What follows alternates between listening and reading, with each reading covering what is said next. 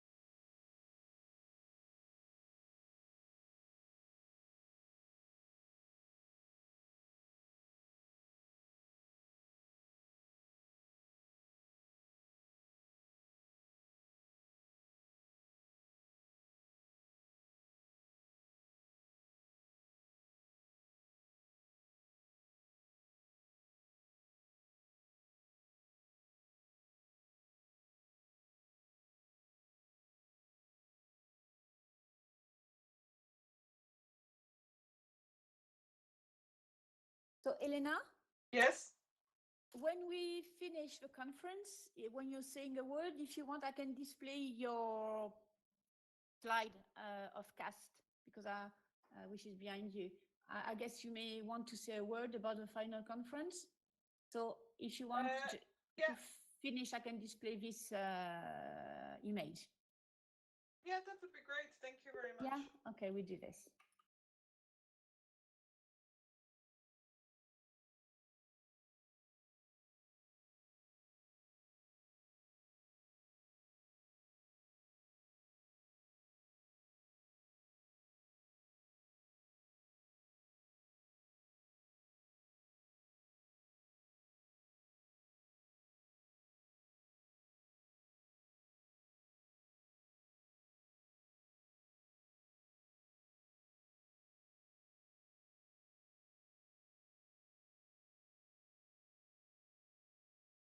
Okay.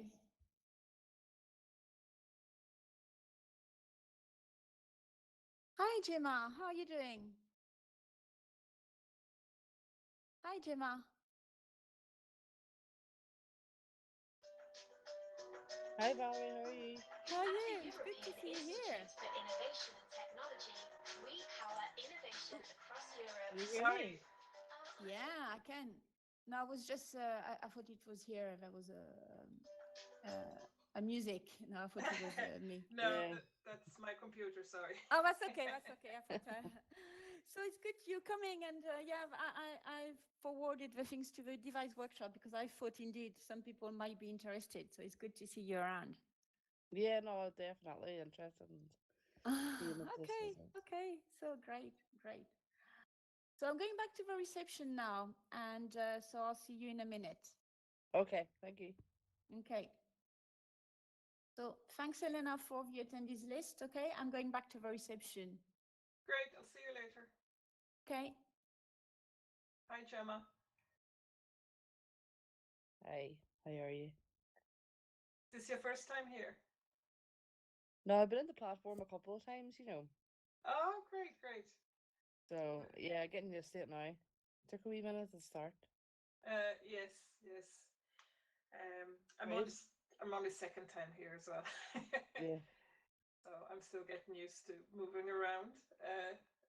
And sometimes when you want to look at things, figuring out which way to turn. Yeah. But yeah, if Well, you're it's easy feeling, enough once you get the hang of it. oh yeah, yeah. Did you look around the campus as well? Yeah, yeah, I've been to different parts. Um, different times been in the world, Yeah, yeah. Great job.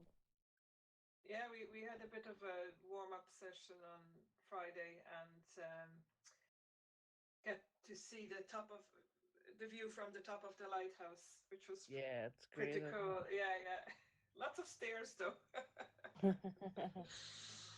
I felt, Exhausting. yeah, yeah. I felt like I was really climbing. It's like, oh my God, it's the never ending. And went to the beach and soccer grounds, but I haven't been much Mm, other places. yeah. But yeah, if you feel tired, you can sit down over there on the couches. Yeah, no, it's great. It's great. It's a great tool to have at your disposal in this, at the minute. Like, Where are you physically based? um, well, I'm in Derry in Northern Ireland. Oh, cool, cool. I'm in the west of Ireland in sorry, between Galway and Mayo, if you know the area. Yeah. That's where I'm usually, well, that's where I'm in now. Yeah. Yeah. Oh, I'm moving again. No, that's great. And what do you work for? What company do you work for? Or So I work for Westpic. We are sort of incubator slash accelerator. So we work with startups and SMEs. very good. So it's actually ourselves who are in this CAST project. So Yeah. we're one of the organizers. Yeah, yeah. And do you work with just tourism companies, or do you work with anybody? We work with all kinds of startups and SMEs, really. It just happens this European project we are in is more focused on tourism. But yeah, we work with Yeah. anybody who will have us. And do you have a physical like space for businesses, or is it like done online or virtually, or? Yeah, we're quite an old organization, so we've been around for over 30 years. Yeah. We have premises in Galway, Mayo, Roscommon, and Donegal. Hmm. And in Roscommon, we have a co-working space that we help manage. In Donegal, we have an incubation center, and down in Galway, we are a part owner of the Galway Technology Center there. Yeah. So yeah, yeah. So we are And very much physical, only virtual now due to COVID, I think. yeah. And your incubation space, is that just for businesses to drop in, or can they use that space as their premises temporarily until, they build up enough capital or money to get their own offices, or what way does it? Yeah, so in the olden days, so pre-COVID, it used to be mainly sort of early stage companies Yeah.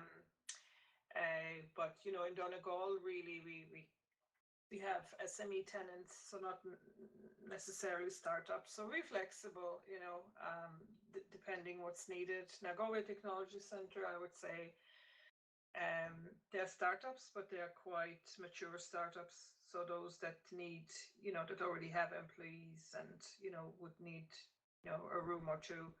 Hmm. But we have a co-working space there as well for like people who are just by themselves at the moment. Yeah. And under Roscommon, it's more like, it's more like a hot desk facility, really. But now that people want to, do remote working and things like that, Yeah. we are opening up for that as well. And I don't know if you heard about the Connected Hubs initiative here Yeah, my colleague Laverne, have you been speaking to her, Laverne O'Donnell? no, no, I wouldn't know, Laverne. No. Is she Uh, involved in the Connected Hubs? no, no, she's been doing um so we well then see I work for the council, so the Shaban Council. Okay. Um um Now we obviously, as you know, the UK city deal and stuff like that. Mm-hmm. So with that project, it's obviously a huge project with a huge budget. And one of the ideas coming out of that is the idea of a hub, an incubate, like a hub sort of idea Mm-hmm. for Mm-hmm. business support, um, which is like a cap. Pre-COVID, it was kind of very much about a capital, a physical capital building that they were looking into, and where would it be best suited within the council area, and what other facilities are available, either across the border in Donegal and the likes of what you're doing, and across the, sort of across Europe, really. Um, and there's Laverne's doing a lot of research into what would suit, you know, their Shaban in terms of linking with the universities and the colleges, and looking at what businesses needs, startup businesses would need and stuff like that. So she was doing a bit of research, really, and we're helping. Would be Kevin O'Connor would be our head of service, and Stephen Gillespie would be our director. Um, Supporting them in terms of a proposal that we can be put to the funding for the city to look at something like that. Um, then obviously with COVID, things have changed a lot. I think the way outside of tourism, obviously, and retail, the way in which businesses operate, working from home is going to change dramatically. So um, they're looking at that more like an incubation hub, but something that could be a bit more online, and support businesses that way. So I think it's kind of up, not up in the air, but it's definitely made the whole idea of a physical building be relooked at, because I think Mm-hmm. this kind of way of working is gonna, I think it's gonna stick somewhat as well. Have you noticed that at all? Um, yeah, I think it's going to probably be some sort of hybrid, all right. Yeah, There is a lot of people who want to work at least part of the time or some of the time remotely, and we think,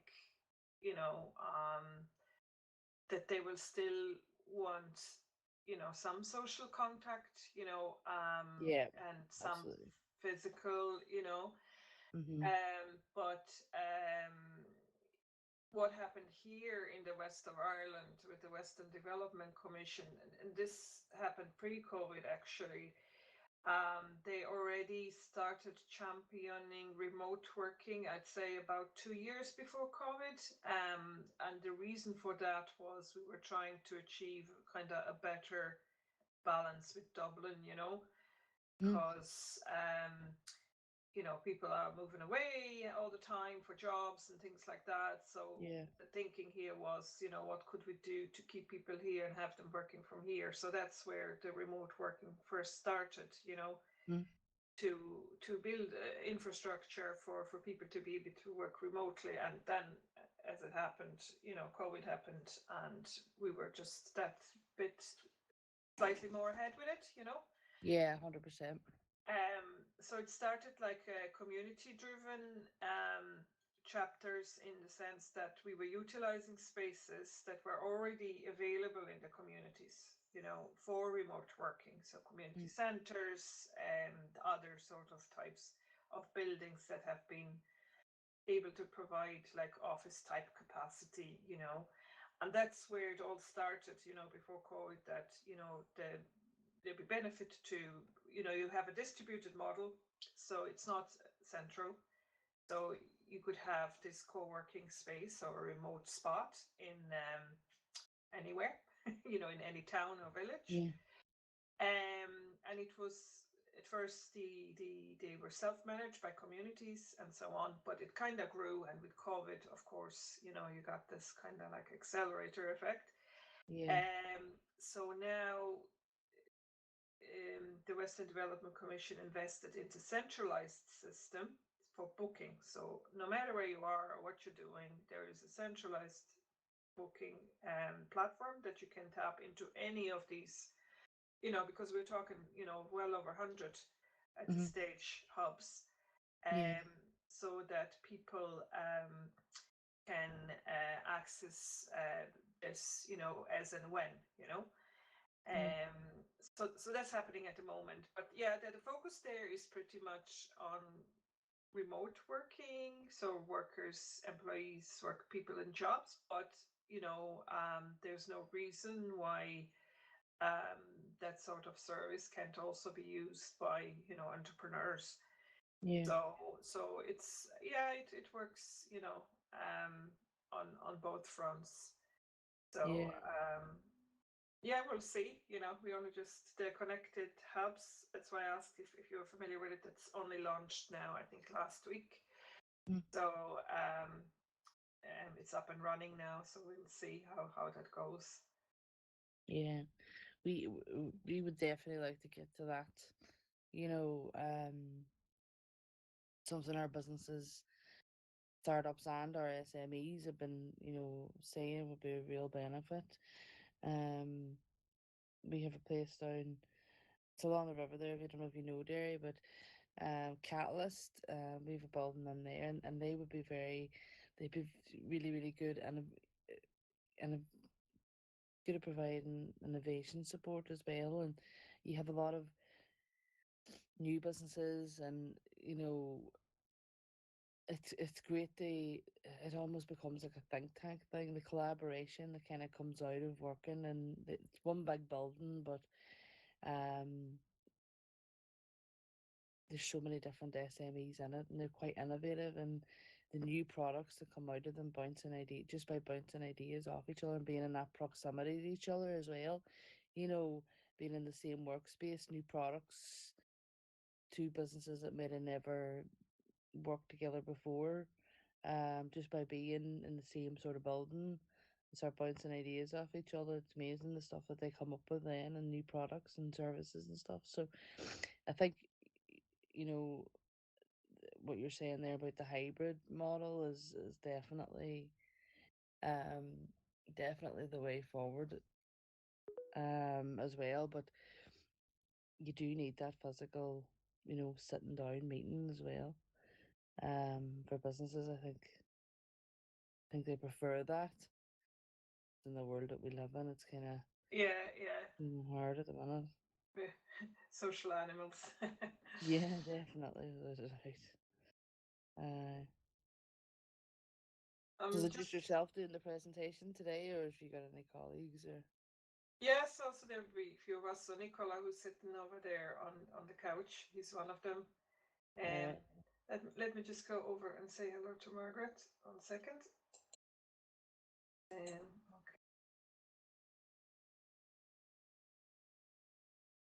Hello, Margaret.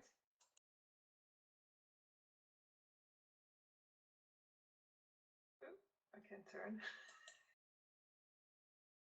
How do I turn around? Oh, this way. Hello, Margaret. Can you hear me?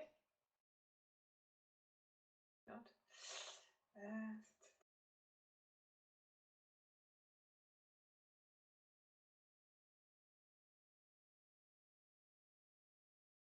Sorry, Helena.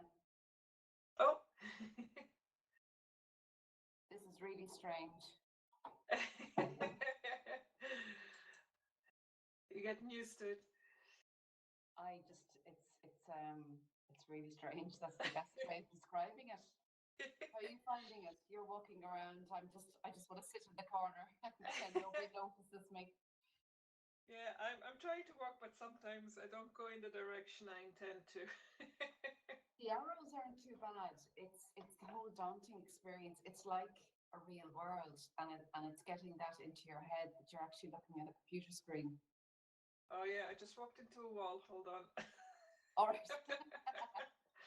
Okay, nearly there. We're So just walking you've past. got 4 arrows. So if you up and down and over and back, Yeah, I was using the mouse, so that kind of. yeah, the mouse doesn't work. If you've got have you got your keyboard? Yes, yes. The arrows up and down is how I've been able to control it. Sitting down was difficult because you have to click. So yeah, it's strange. It really is. Yeah. I've never seen anything like it. Have you seen anything like this before? I knew of it, but I hadn't used it. Right. So And where are you from? I'm based well at the moment working from home between Galway and Mayo. All right. I'm Donegal. Oh, cool. Would you know my colleague Ewan Cunningham, maybe? Where does he work? Westwick. No, I'm Donegal County Council. Oh, okay. We're doing a VR unit as part of my project. So that's why I'm here Oh, to cool. to see a bit more. So you're from Westwick itself. Yes. Okay. Hi, Leslie. Hi, Leslie, good morning. walk over here. Am I too early? No, there's few people. Hold on, I'll call Gemma over. So Gemma over there in the white t-shirt and black pants, she's from there is Strabane. Leslie here is from Scotland. Morning. Pleased to meet you. Morning. Pleased to meet you. Margaret here is from Donegal. Hi, Hi Margaret. everyone. Hello, how are you? I'm good, thanks. Very excited about this today. It looks great. It looks great, but it's really strange. It's a little You bit, haven't but wrapped your head around it at all. different is good. Yeah, have you had a chance to look around elsewhere, or did you just come straight to the meeting room? No, I had a look yesterday. I had a little look around and went into a few different rooms and walked about. Yeah, I've just kind of come in here this morning, but it looks great. I'm the same. I did it earlier. Fascinating. And the sound of the water and the birds is just amazing. Yeah, the detail is really good. Ooh, sorry, I didn't mean to walk away. Still getting the hang of it. Yeah, this happens all the time. I walked into a wall just a minute ago. Valerie, do you need me for anything? No, Elena, this is fine. I was just going to say that people start to arrive at the reception, so it's Okay. good. And so I tell them to come to the meeting room. So probably we will wait, 5-10 more minutes by the time people arrive and come around, and then it will be okay. Yeah. Okay, brilliant. Thank you. Okay, so I'll go back to the reception now. Okay, see you later. Okay, see you. Trying to sit down. I have to say, Leslie, you're really cool with them sunglasses. I can't see them. I can just see the back of my head. So to see yourself, Yeah. hold on, let me remember. You go on the side menu and you click on your name and you go view avatar, and then you can see yourself. Sorry. I forgot about the sunglasses. That's great. Thank you. So yeah, and then but when you're in this mode, the Yeah. arrows work the opposite way. So if you're trying to go forward, you have to press the arrow going back. Right. Okay. Got me? I think didn't so. say that they had trousers. I would prefer to wear trousers. I'll have to go back. I'll have to go get changed. Now, I did manage to try and sit down and I got a click to sit, but I've obviously done something. Oh, hang on, wait a minute. Is that me sitting? Yeah. Oh no, I'm going backwards. I wanted to go forwards. Hold on. How do I turn around now? Oh, okay, that worked. Oh no, now I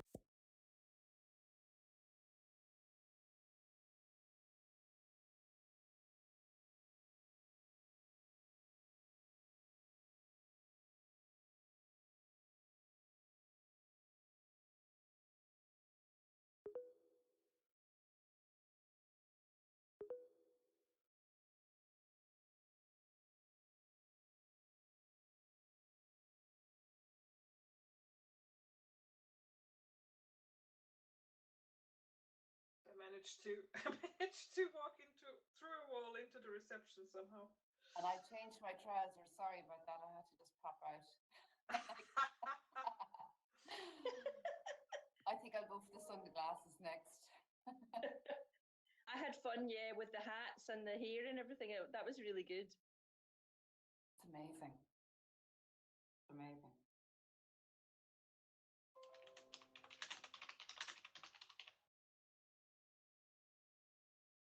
Just oh,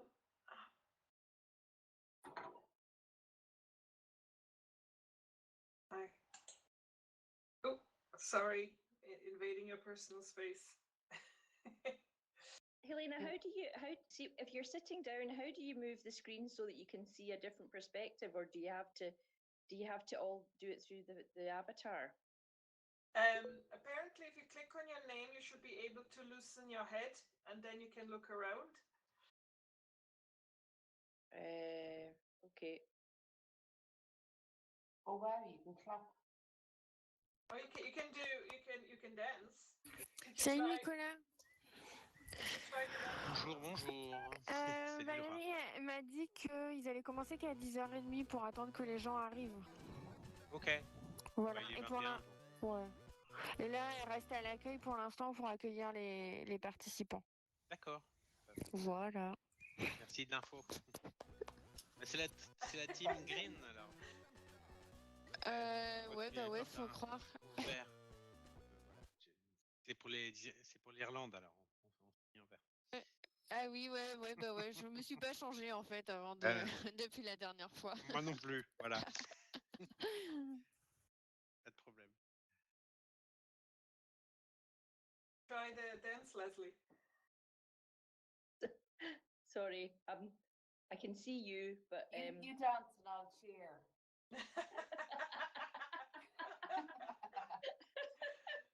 I cheered, but you didn't dance. Here you go.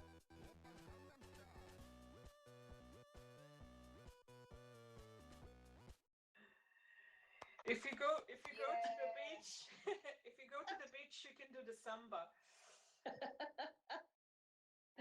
I discovered. So that's good fun. Good You've just fun been to going do. around dancing all day. Oh, I would do. Pretending. I'd be like, I'm working very hard over here on the beach dancing samba.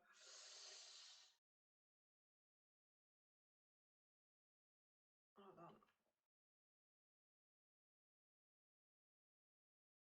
Hi, Suzanne. How are you getting on? Thank you. Just trying to multitask badly at the moment, so should probably stop trying to do that. How are you? Not too bad, not too bad. Just, trying not to walk into people and not walk into walls. Yeah, I keep sitting down and then standing up again because I've moved, like, my click somewhere or touched my keyboard or something. So now I'm just like, no, stay seated for now, Suzanne. Just stay seated. But it's a great exercise, up and down.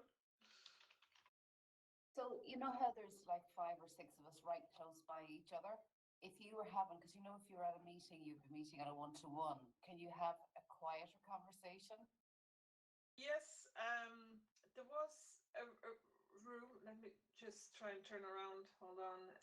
It's not that I'm looking for it, but I'm just thinking, in a real life situation, if you Yeah. met somebody. Yeah, so this is like a conference room. So in this room, obviously, it's set so that everybody hears everybody, I think. But there's meeting rooms where you have little tables and chairs, and when you Okay. enter into that circle, hi Alison. When you enter into that circle, it's a private conversation, so only people inside that circle is Okay. a carpet essentially. Okay, So when very you're good. on the carpet inside where the table and chairs are, for example, that's private. So you can only hear people who are in there with you. So yeah, there's facilities like that. I'm not sure. I didn't look in the room next door. There's another room. There's the door behind me. I'm just amazed about what you can do. So it was just a point of, if you were at a meeting or, that you wanted to have a private conversation with somebody, or if you were selling to somebody, if you wanted to. Good. Yeah, there is. And let me see. Go to. I think the.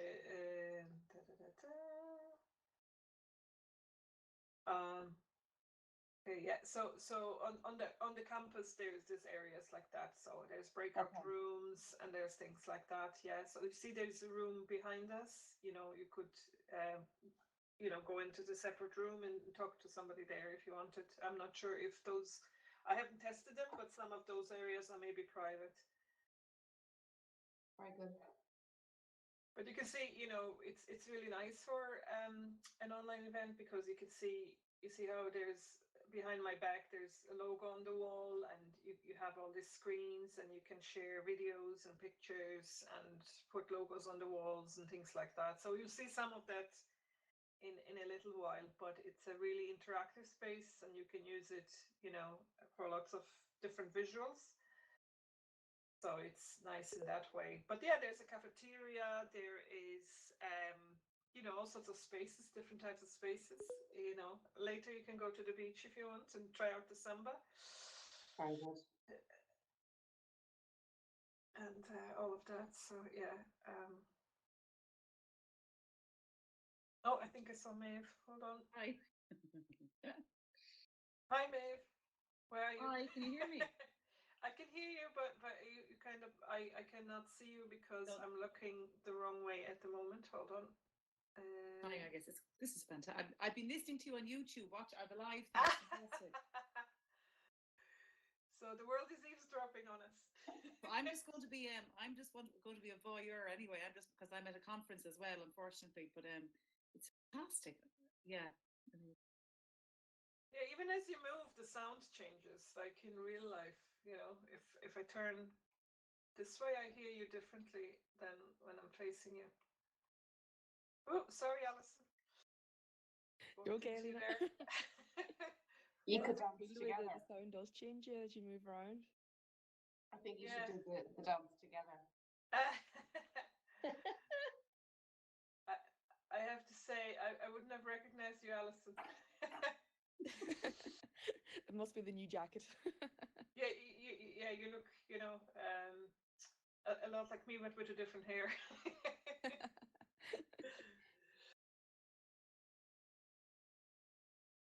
There's try and wave. Hello. Really, really cool. Oh, hello, Valerie. Hi again. So I think now we will start the bootcamp. Brilliant. See, everybody's really good. Everybody has sat down. Yeah, like I really. see that. Or you can sit down or you can stand up just as you want. So I'll go on the carpet. yeah, me too.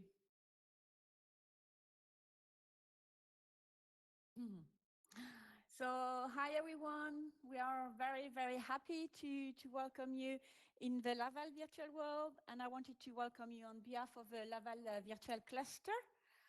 And So for this bootcamp on immersive technologies and for tourism.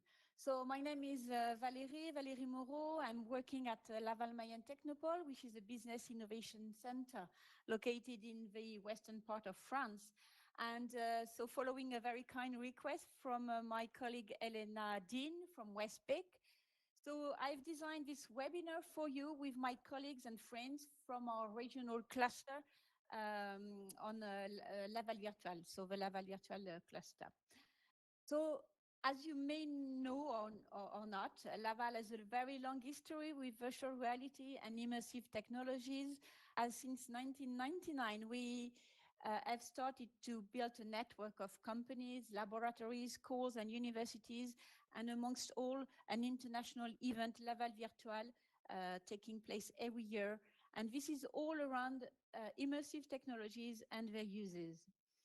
So we hope that this webinar this morning will give you a very good first overview on the application of immersive technologies for tourism and on the way to deal with such projects. So at the end of the bootcamp, you will be able to experiment yourself a workshop on art mediation. And so before letting the floor to Nicolas Ribert from Laval Virtual for his general introduction on immersive technologies, I will let Elena share a word with you. So just one last thing. Thank you all if you can let your mic off during the talks, and you will be more than welcome to turn them on for the questions and during the final workshop. And if you have any question, you can also use the chat to share your questions with everyone in this room. So, Elena, if you want to say a word. Thank you. Sorry, thank you very much, Valerie. And it's so exciting to be here today in the Laval virtual world. So thank you for helping organize this bootcamp.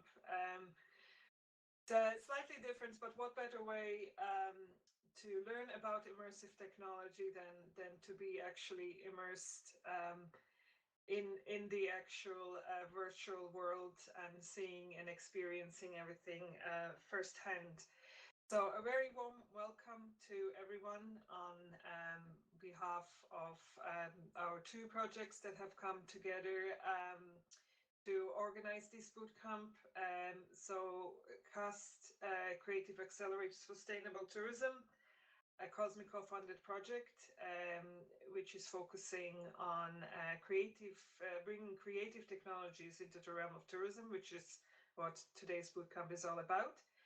And Digi2Market, which is an interreg Northern Peripheric and Arctic project that is all about bringing immersive technologies closer to SMEs, in particular to boost their sales and marketing prospects. And we have here to my left Maeve from Udoros Nageltata, who are the lead partner in the project. So behind me on the slide, you can see our respective details, and please don't hesitate to engage with either project. I don't want to delay any further because I'm also very excited to learn more about immersive technologies today. And I would invite our first speaker then, Nicola, to take over. And I'm going to go over there and sit down. Thank you very much. Thanks, Elena. So, Nicolas, the floor is yours. Yes, thank you very much. So I'm turning my back, but I will be with you in 2 seconds. It's just, as you can see, the sound is specialized in this environment, and I just want to share my screen. So I hope everyone hears me correctly. Share screen.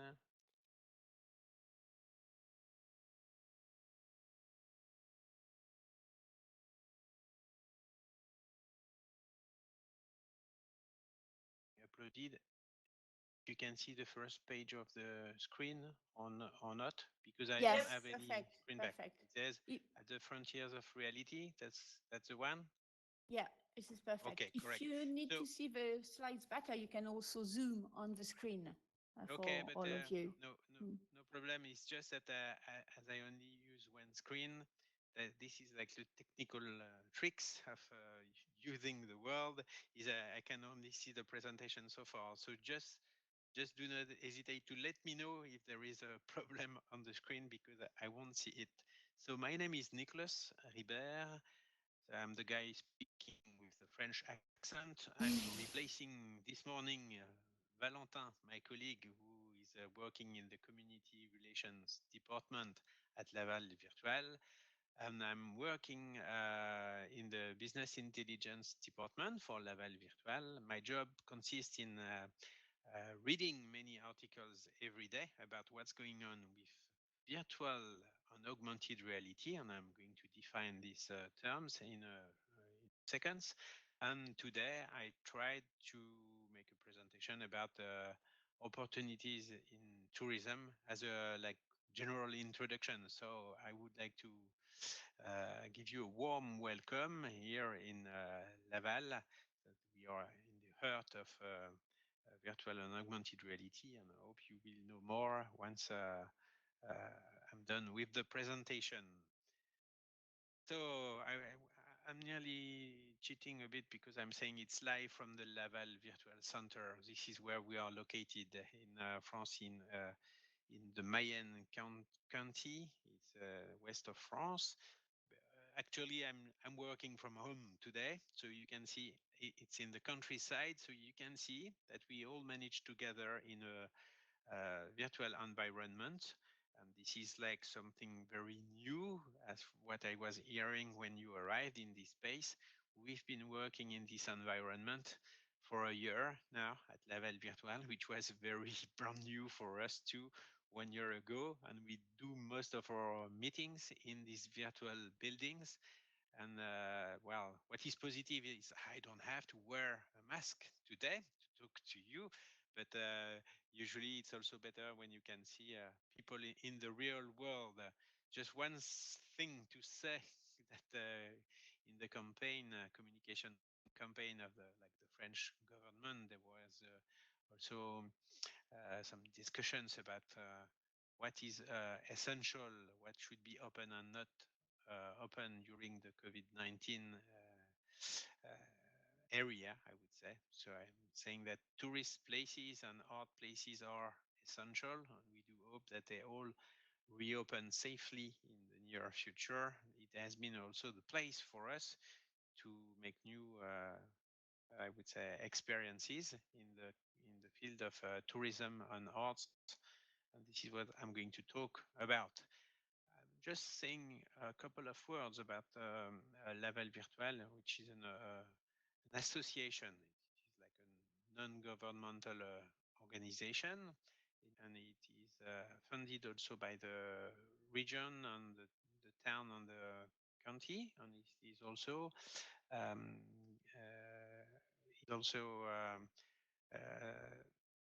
welcoming people in Laval on next festival, which will take place in July. Usually it's in April, but it has postponed. So it will take place from the 3rd to the 11th of July in Laval. It will also occur either physically in the town of Laval and virtually in the virtual areas like the Laval Virtual World, so where we will have also some people far away in the world joining us for this experience. And we think at Laval Virtual that it is also a new trend that people will also share or experiment some fairs either like physically or virtually, which is called like we say. Don't know the word exactly in English, but we say hybrid. I don't know if hybrid is correct, but this is the way we think that um, these new events will take place. Just to start with, let's start with a few definitions, because when we talk about virtual reality, well, commonly, most of the people, they think about immersive video or 360 videos. Well, as you can see on this example, this is the, well, the entire environment is captured, and well, so you can make like a visit. Nicholas, Yeah. Nicholas, sorry to interrupt you, but I'd still see the first slide of your presentation. Okay, sorry. Good to okay. So, okay, I'm coming back. Sorry about this. It shouldn't be.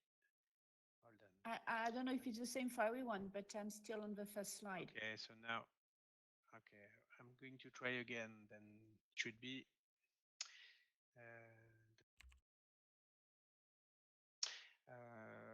Hold on. I'm going back to my. Okay. Hold on. It's a thing you should be seeing. I forgot to turn back in the environment. Sorry, here I am. So I'm back on my screen. You should be seeing a small monitor. No. No. Wait. No, it's still the first slide Okay. with the plane. Okay. Hold on. Sorry, I'm back again. Okay. I forgot. Okay, no, you should now. You should be seeing Still the airplane. still the airplane. Yeah. Okay. So as you can see, sorry for the short interruption. Then back.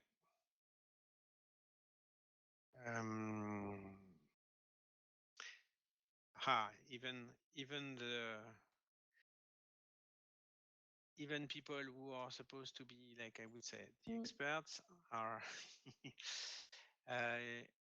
Hold on. Is that still the same slide on? Yes. Yes. So can't you upload your presentation? It's the thing is there are many videos in it, and they Ah, are okay, only I see. visible in the slide. Hold on, Yeah, I'll find the solution. I see.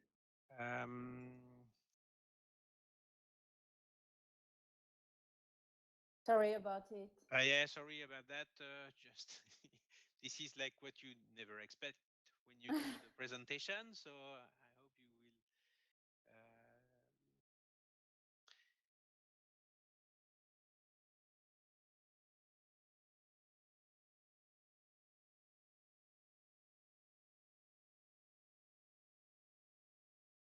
You see, no, you don't.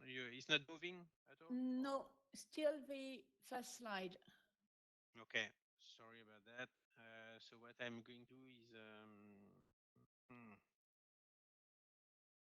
okay.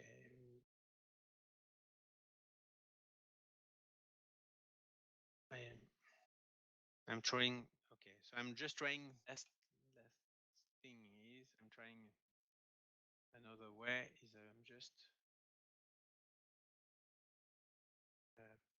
I'm just sharing this. Hold on. Just sharing the link.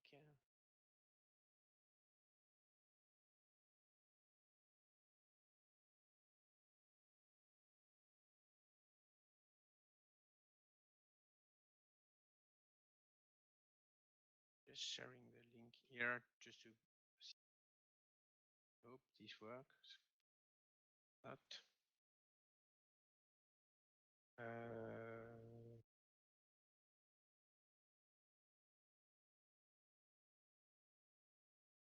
Sorry about that.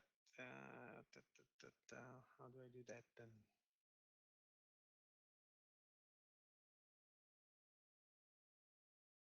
I'm just connecting to my drive then. Sorry. Can't you share your screen? This is what I'm doing, but when I do that, you don't see. So I did the other way around. Is just by sharing the. Sorry, should be okay. So even if you see.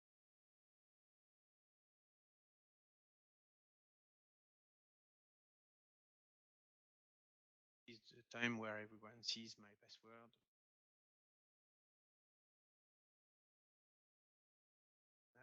Now we should be okay now.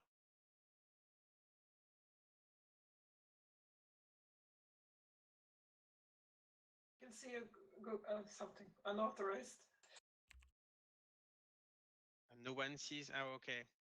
This is No, because no, this we is don't the. see anything, Nicholas. Okay, okay. We see a Just Google changing sign to. in. Yeah, I'm just changing the rights of the presentation so that everyone see it. Hold on. Okay, I see.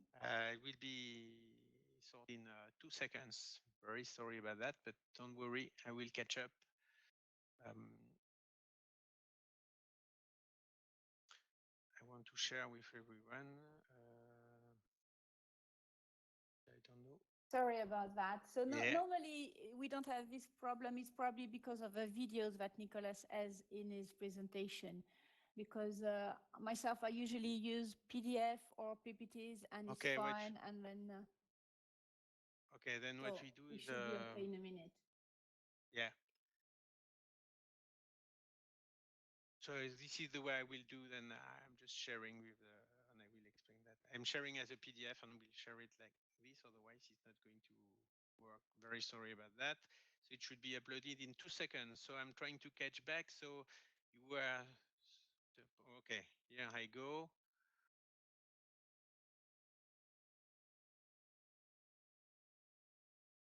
Here I go, and I'm going to upload it again. I've been. So I'm back and I'm uploading as a PDF. No problem. I will describe it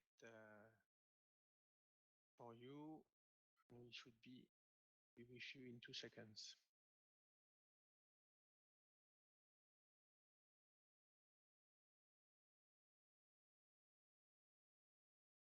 Okay, this is uploading, and I was, well, you were supposed to see our nice building, which is being uploaded. Then second, so I'm also zooming out.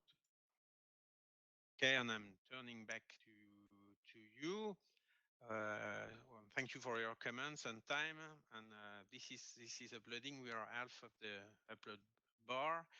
So what I was saying is that you were supposed to see La Joconde in the Louvre Museum with a mask, and that now I was saying that all arts and tourist places are essential. Just to say, yeah, it's normal that you have the Google sign in the page. The presentation is being uploaded. So it will be with you shortly, like in a couple of seconds. It is being uploaded in the system, and well, without the slides, it's it's a bit more difficult. But yeah, 80%. So it should be there shortly.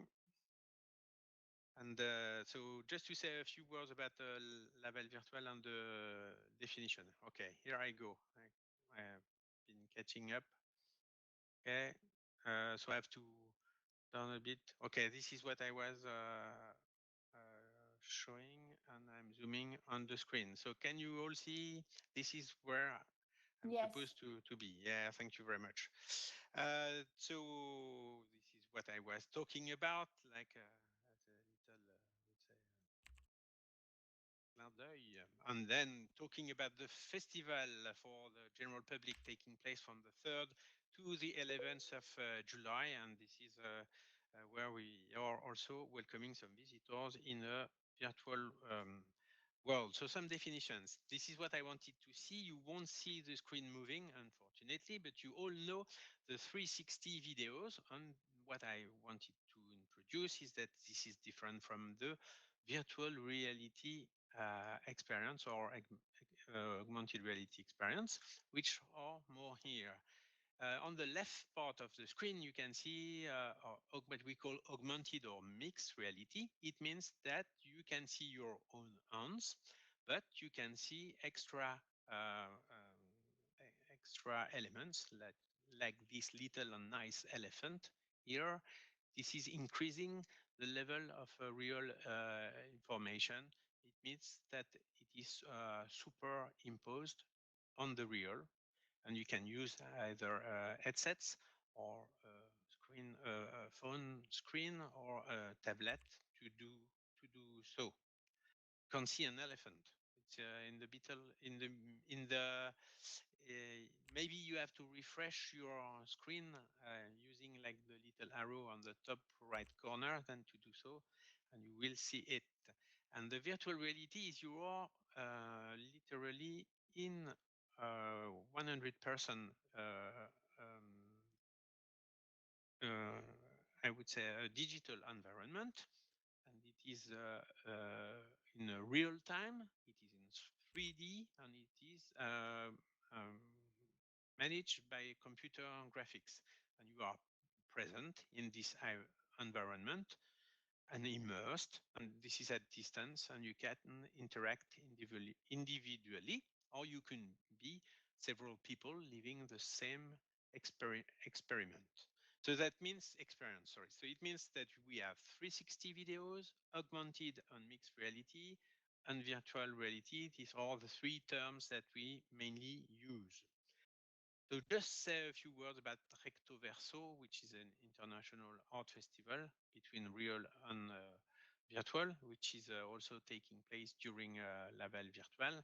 And it was the first time last in 2020, in April, that we decided to go for a 100% virtual environment, and the company chose the association, they chose Virbela, which is an American company, to operate the system. But this is not the only system that works, actually, because we have monitored that since April 2020, we saw that more than 120 solutions have appeared on the market. So this is either something you can experiment in the virtual world, or you can get also what they call la restitution in French, is like getting the experiment of a, I could say, art or tourist presentation, art presentation in the digital world. So when I prepared this talk, I talked to people from the town of Laval who work for tourist attraction, or also for the who manage the castle of Laval. And there are we thought about in the virtual how you have to rethink how you get prepared for the visit for your visitors. Well, let's talk like about the cost of the installations, or non, would say, transportable installations. And this is what I want to show here. Well, they have 20 years of experience because as Laval Virtual, they made some trials about 20 years ago, and it's been running since then. So they have generally two ways to welcome the visitors in the castle. Is either, you can see on the left part of the screen, with a big screen, which is also a place where people come quite prior to the visit, and they have the possibility, so as they sit, to enter in certain atmosphere or condition to be prepared to go further in the visit. And also a second big experimentation they made is about 3D graphics representation of the town of Laval in 1750, where people can imagine more or less how it was in the past in comparison to the way it is today. When we start with that in the tourist, I would say, places, and for castles, there is a good example, which is called Le Château de Falaise in France. And it means that from the starting point, the visitors, they will be able to interact with a representation of the castle to enter by their own. This will be like the starting point. It is like, so mixing digital and physical, because the testimonies of the companies involved in this sector say this is a kind of standardization of how you start the tour departures, and it has introduced a kind of standardization of how you have the models, or how you have the castles represented in the for this tourist part. So it means that, as I was saying, is the feedback from the Castle of Laval is that you sit during the experience and you have a kind of physical attitudes of how to enter the, the tourist places. Well, my colleagues from the castle, they also had experiences about how to use digital experience, and how they wanted to what we call augment the visit. This means like having a tablet where you can get some digital and further information. It could be like your partner during the visit. And well, I will share the link afterwards. Sorry, because I was going to show different videos here, but we're talking about Muséopic. You will find that on the YouTube, so no problem. I will share the links and the presentation afterwards. So it's getting a guided tour, and you see here the lady, she has a phone. It means that the device is your personal phone, and that at the end you can go through the museum and you can decide to get further information through augmented reality. You can collect some additional information on the phone, and you can have like a digital information which are projected on your screen, and which give you further information about what you see at the moment. It's also localized with a GPS and following you through the visit. Another use case here is we go to Germany at the Albrechtsburg Castle, and it means that the lady here, she's also using this kind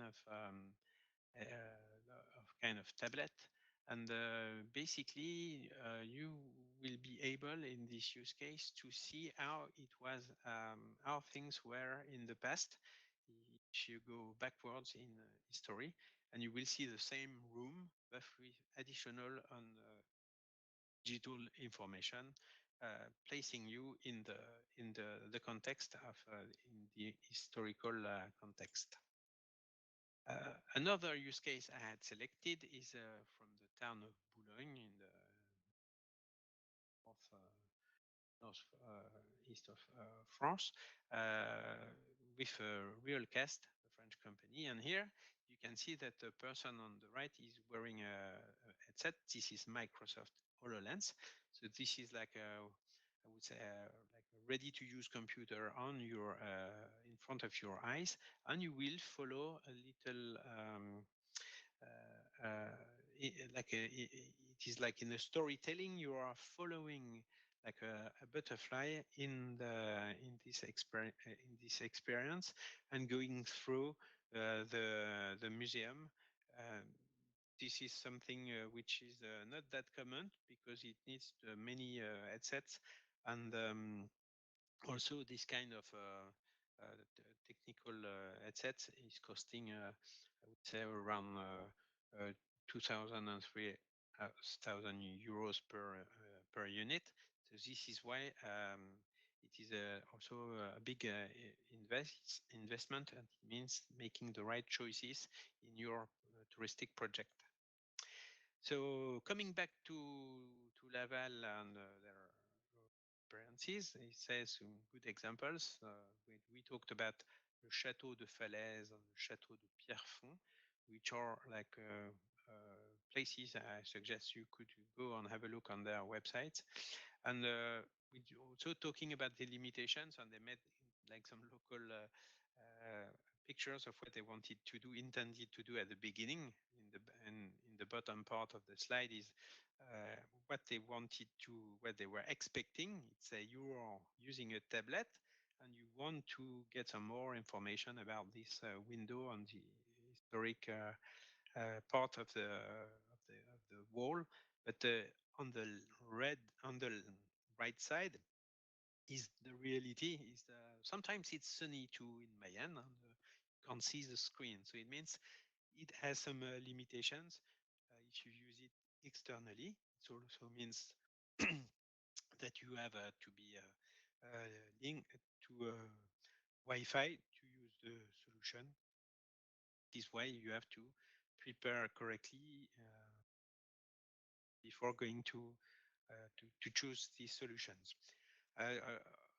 Another thing we want to say in preparing that is about when people are using too much technologies, maybe on real monuments, it could come up to that. We found this picture on the web. It means that there is like it's trendy to get QR codes for everything, but it could be like also not that nice.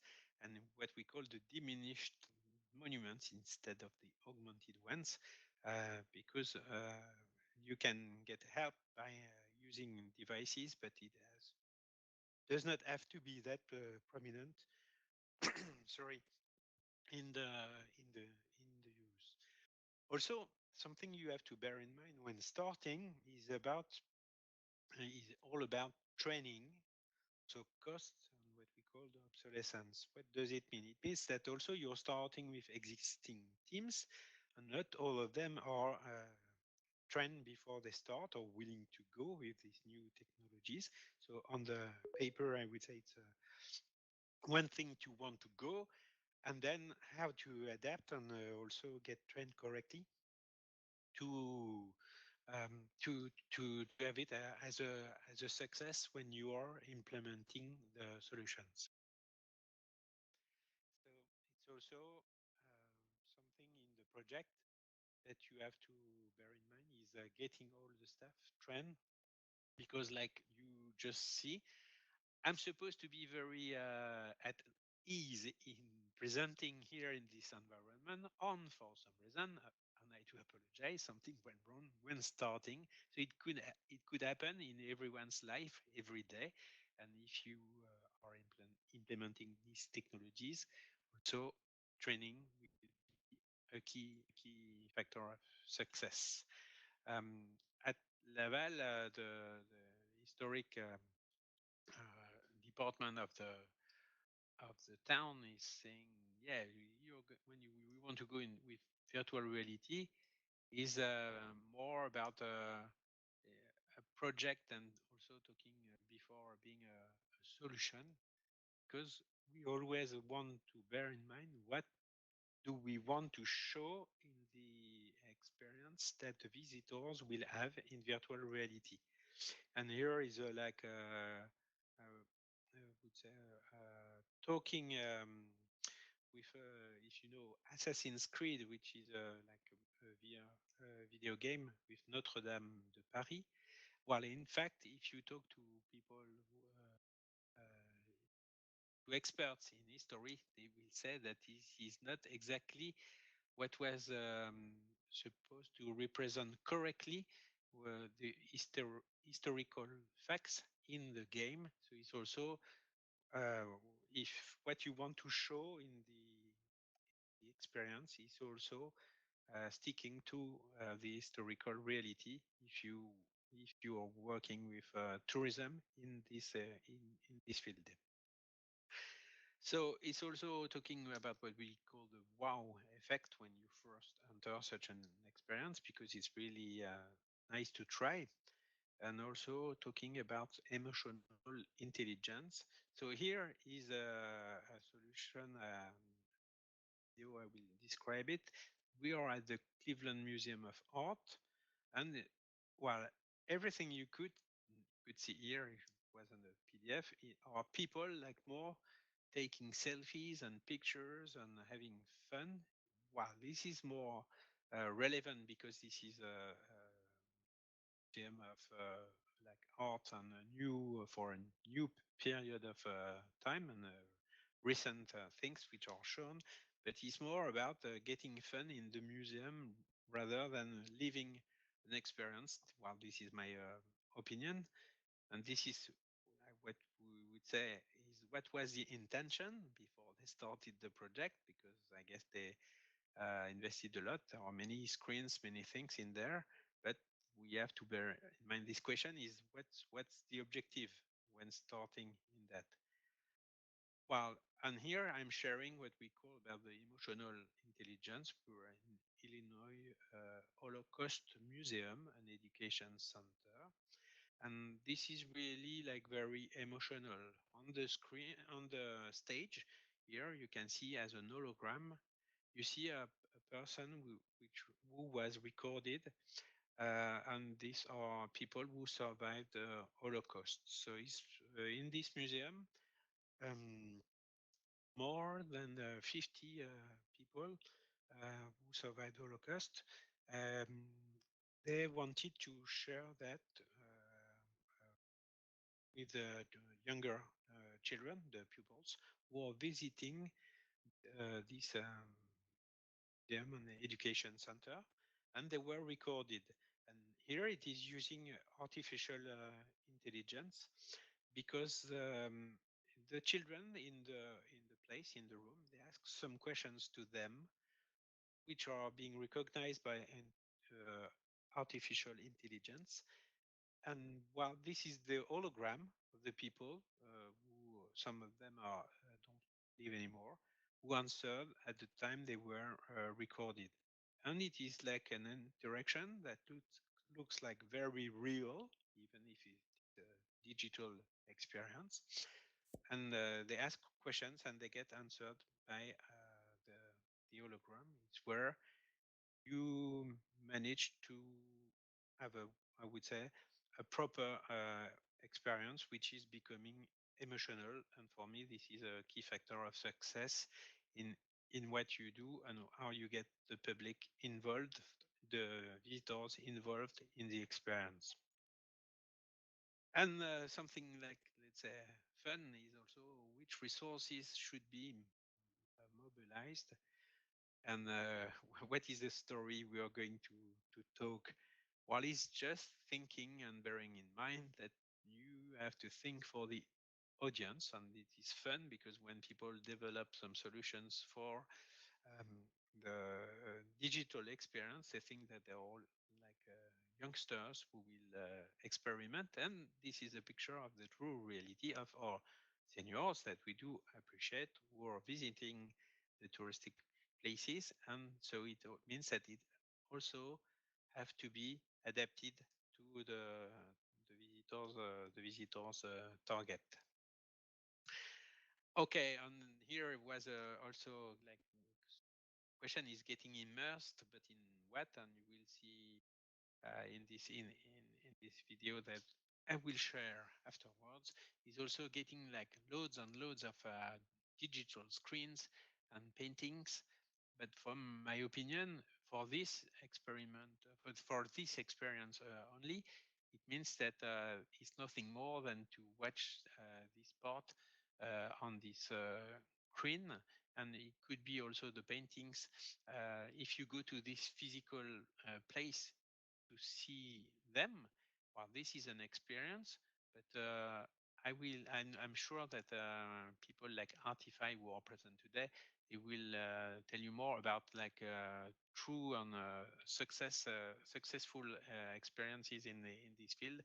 But here is also what is the content and in what do we want the people to get immersed here. And while pandemic has been a worldwide nightmare, especially for the touristic places and museums. It means that it was also the starting point of how to be seen elsewhere, outside their walls, outside their premises, and where were the opportunity for them to rethink how they wanted people to, or consumers or tourists, to also buy from them, even, and how it could be monetized in digital experience. So this is also a starting point about what do we have like for free in the experience, and that will make our visibility bigger, and what can we share as a true digital experience where people are ready to pay for. And this is also another part. And also what we are doing today is a kind of experiment that you will see in the I would say in the experience. So very sorry for this chaotic presentation about and about I would say it's why we always have to be ready with the technical part. So I'm ready if you have some questions, or I don't know if I ran after time, exceeding my time slot. Well, this is fine, Nicholas. Thank you very much. So we still have time for questions, if we have any questions in the audience. So you can turn your mic on with the button at the bottom left of your screen, or you can just write a question in the chat. Yeah, no problem. And I will share all the videos. And yeah, you have to. So the presentation anyway will be shared with the attendees, yes? And then you will be able to give the links for the videos, right? Yes, I will share everything. Okay. I have a question. Yes, Elena? Okay. Yeah, sure. I was just wondering, you mentioned obsolescence, and I was wondering how quickly is the technologies or the equipment rather that you invest in, how quickly is it getting out of date?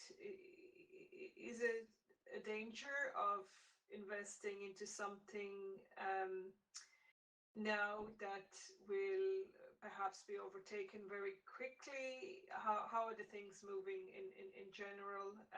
Is that a risk? Is that an issue? So thank you for the question. It means like it's like when you are deciding to buy a new computer, and as soon as you bought it, it means that new technology there is a new version or a new solution which will go faster.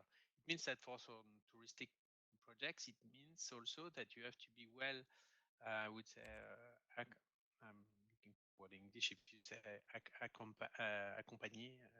It means you have to be advised by expert on this part. It's also about not buying technology for technology's sake. This is what I was intending to say as a message in the presentation, but about thinking about the experience itself and what you want the visitors to experiment.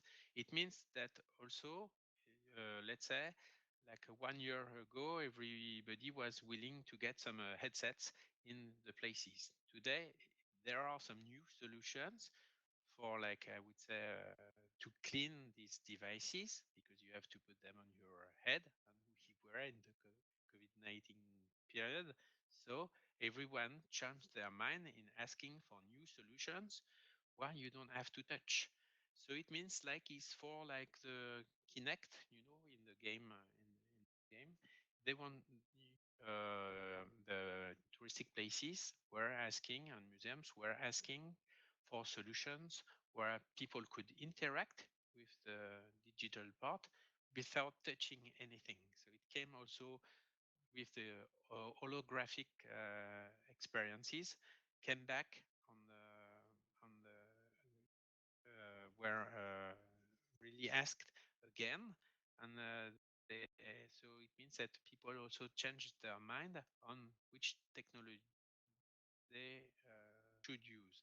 Well, now they have developed many other solutions to clean all this equipment, so it means it's safe. And you can, it's not because otherwise no one would come to the Laval Virtual Festival. It means that there are some existing solutions which are efficient and can also clean this. But it means that in your project, you really If it's for a big amount of money, it's more sometimes the project that would take like 1 to 2 years to in place. So it also means making the right technical decisions based on what you want to, what your objective is.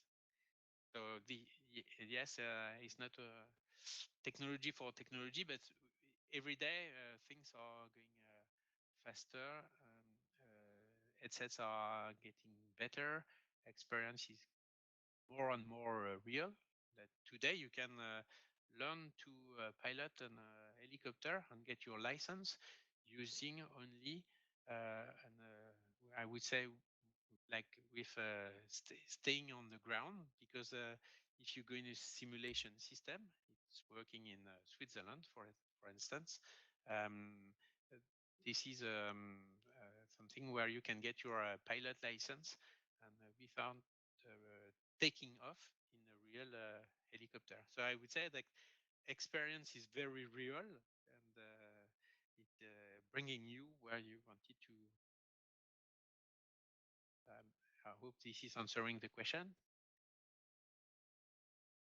Yes, thank you, Nicola. And I see Maeve, you have a question too? Yeah.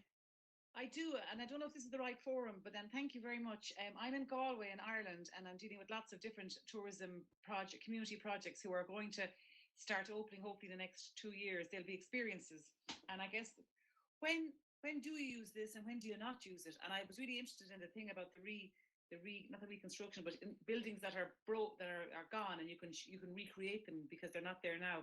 But say for an art gallery, why would you create a digital experience if you can walk through the gallery very easily? So I suppose, yeah, what are the right projects to introduce this technology for, and when should you not?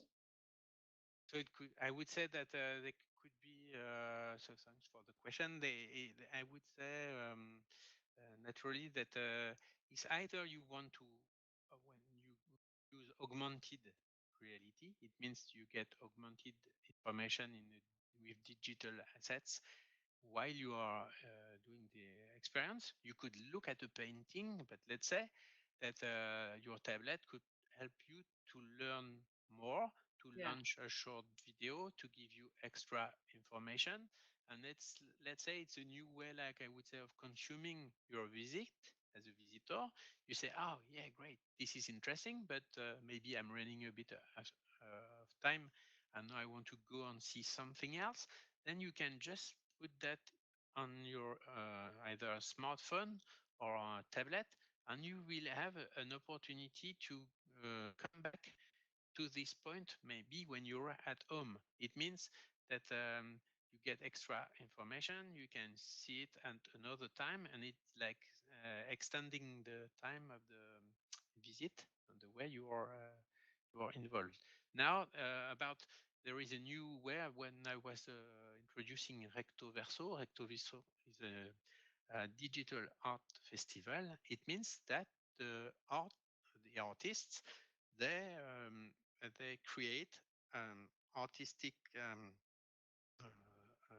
masterpieces in virtual reality, and you have to go through this environment really in virtual reality to experiment this new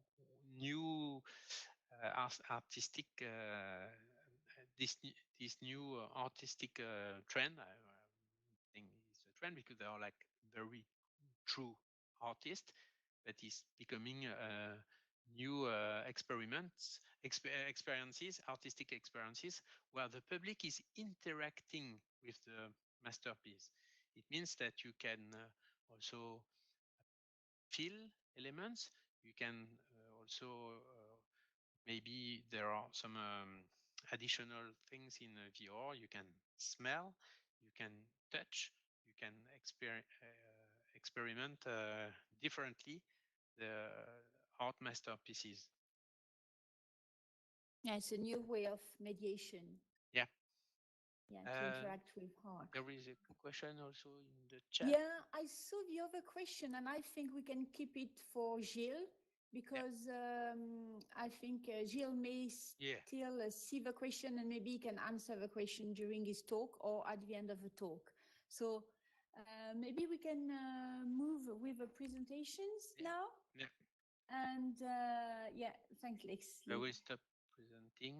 Yeah, and then we will move to two companies, two regional companies that we are welcoming here, Render and the Com Digital. So they are coming thanks to Laure Printemps, our colleague from Angers Tourisme Lab, and Laure is here today with us also.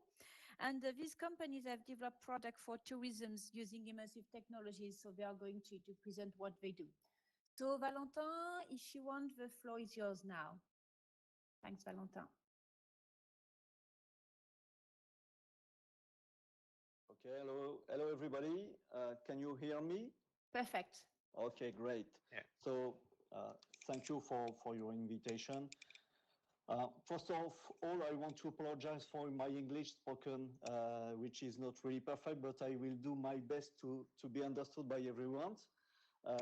So I'm here to present to you Up Voyage with our virtual travel agency.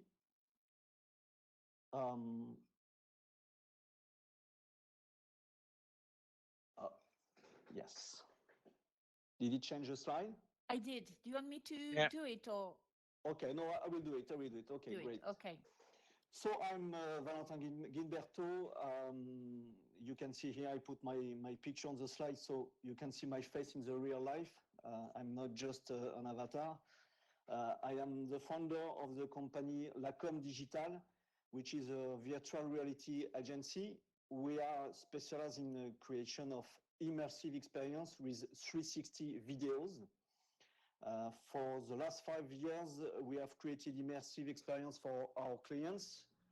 We manage all the stage of a project. First, we write the storytelling of the immersive experience, and then we produce the 360 videos. So we have special cameras for that. We film at 360s. And finally, we develop a virtual reality application for VR headset. Sorry, it has changed. We develop virtual reality application for VR headset or also for the web. We have already worked with many companies of different size like Total Wash, Manitou, the French Formula 1 GP, or Eurosport. For example, we were all the last week and the last weekend in Le Mans for the motorbike 24 hours of Le Mans, the motorbike race. We have done a lot of video during all the week.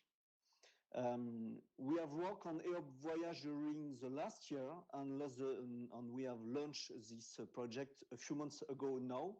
Up Voyage is our first internal project.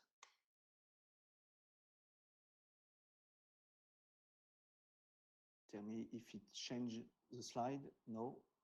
Yes. Fine now. Yeah, okay. So why Up Voyage? For a few years, I had a lot of occasion to put a VR headset on people who have never tried virtual reality. And every time the result was the same. They just loved the experience. And also they felt a lot of emotions. So the idea of Up Voyage came to us after a test with a senior who, again, he loves the experience, but also he told me that he was used to travel when he was younger. And now he's no longer able to do it today. So that's why we start thinking about what we can do with videos, 360 videos. And that's why we have done tests, a lot of tests. And after these different tests and reaction, we really starting to think about this project about Up Voyage. And all the tests were positive, of course. And so we decided to create a virtual travel agency.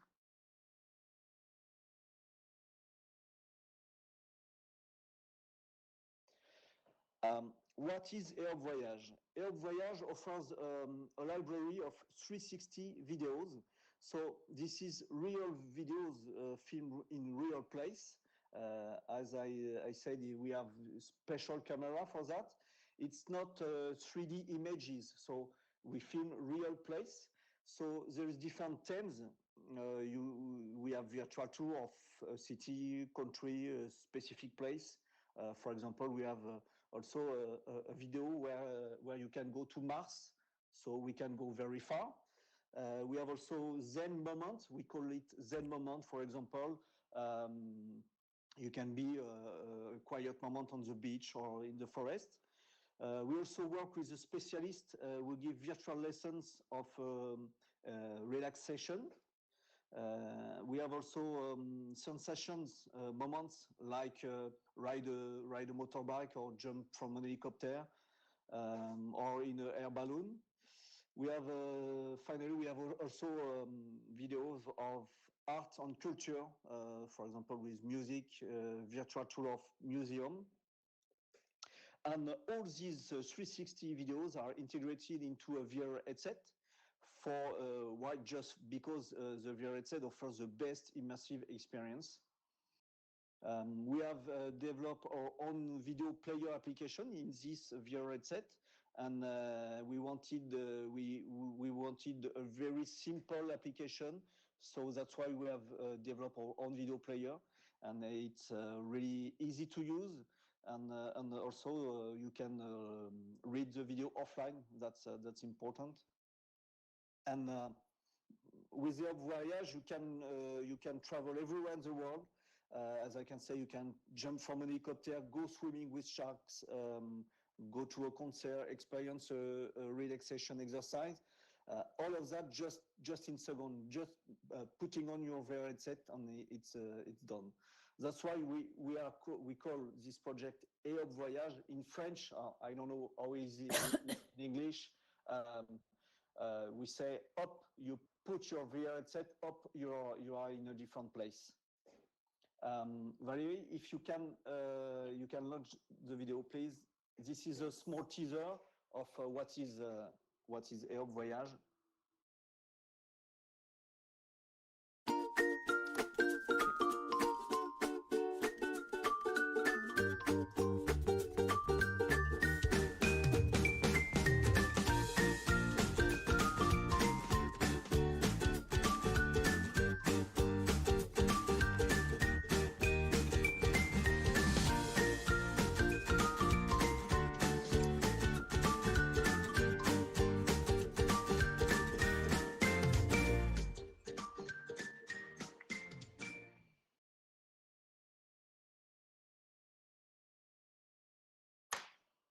Okay.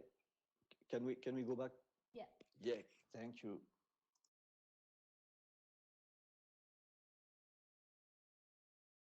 So Hop Voyage is really for everybody. But when we have launched Hop this year, we have first contacted nursing homes because they were the most interested by virtual travel. Because of the COVID, all the seniors who cannot go outside the residence, so they need to find a new animation. So a lot of seniors have not moved from their residence for a lot of months. And for us, they must be the first to live a moment of well-being and a virtual moment of liberty. So that's why we started by all the healthcare professionals, also hospital or homes for disabled persons. We are also in contact now with private companies who are interested to propose our virtual travel, virtual experiences to their employees at work. So at work they can put a VR headset and go where they want in few seconds. And by the end of this year, our goal is also to propose our virtual travel to everybody at home. For the moment, Hop Voyage is only available for the B2B market. There is a monthly subscription, but we are now working on a B2C offer, which will allow anyone to travel from their couch. That's something we have person for the B2C market came to us because we wanted only for the moment go to the B2B, and we have had a lot of person who told us, oh, I want to travel from my coach from my home, and that's why we are working on the B2C offer and have a monthly subscription available for not for few euros. Okay, that's it for me. Thank you very much, Valentin. Yeah, thank you for your attention. I hope my presentation made you want to try maybe virtual traveling. This is my email on my LinkedIn profile, so do not hesitate to contact me if you want. Thank you. Thank you very much. Does anyone have a question for Valentin? No? Okay, great. Okay. Thank you. Anyway, we will share the presentation. So okay. Now we will welcome Roberta from Render. And Roberta is going to show us also what they have developed.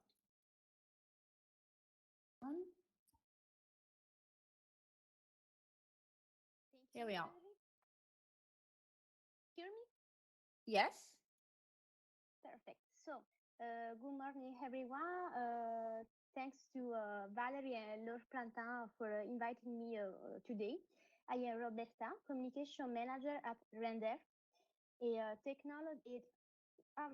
Just a second, please. Do you want me to? Oh, okay. Change your slides, yeah?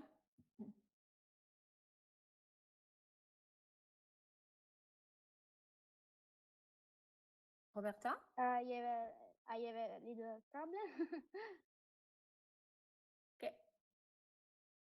Can you see the presentation?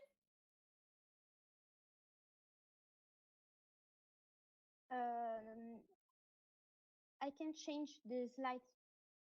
Can or you can't? I can't. Okay, don't worry. You tell me and I'll do it, okay? Okay. Thank you. So, restart. Good morning, everyone. Hi, Roberta, Communication Manager at Render, a technology company created in France in 2015. Render is specialized in valorization of historical heritage with new technologies, in particular through virtual tours of remarkable sites by immersive virtual reality experience. So, second slide, please. So, in France, we have a tourist experience which is a bit dramatic for visitors. 70% of the historical sites are inaccessible for them because it's closed, damaged, or destroyed.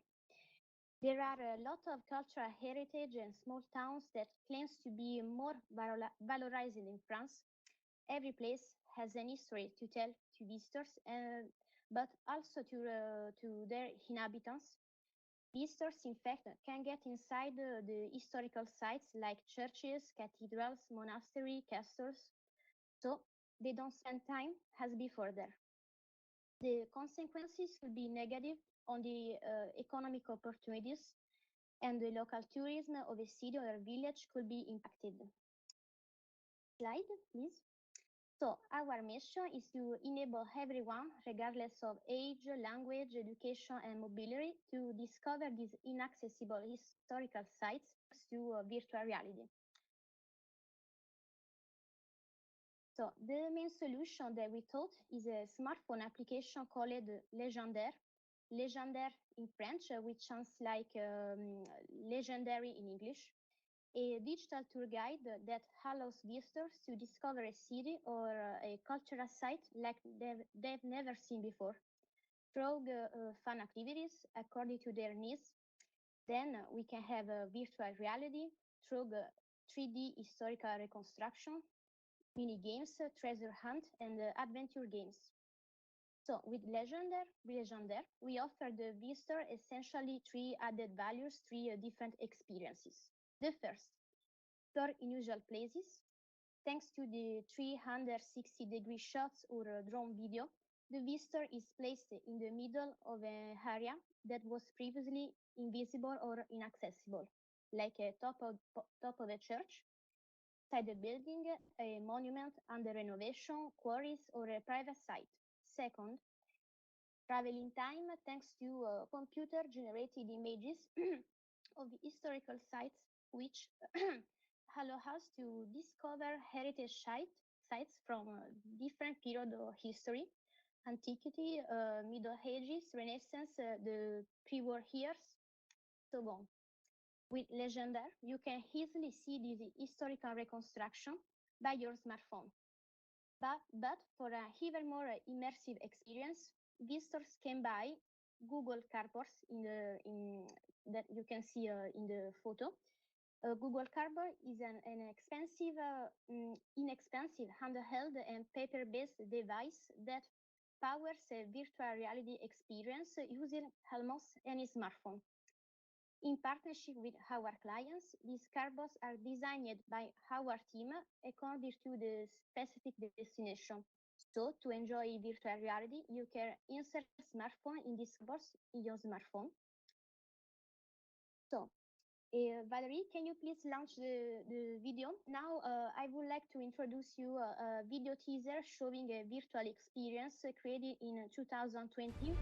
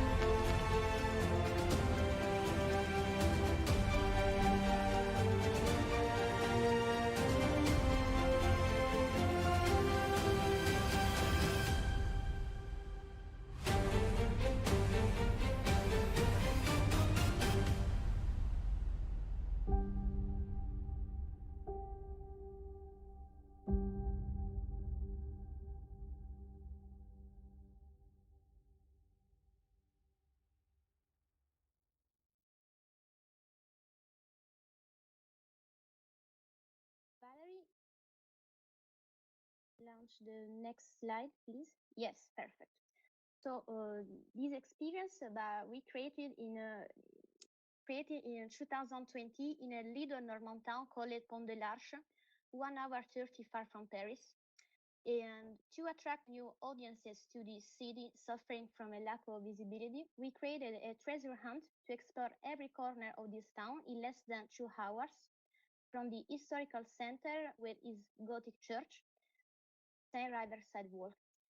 So from July to August 2020, thanks to a marketing communication campaign, around 300 new visitors discovered for the first time Pont de l'Arche, which makes it one of the most successful projects.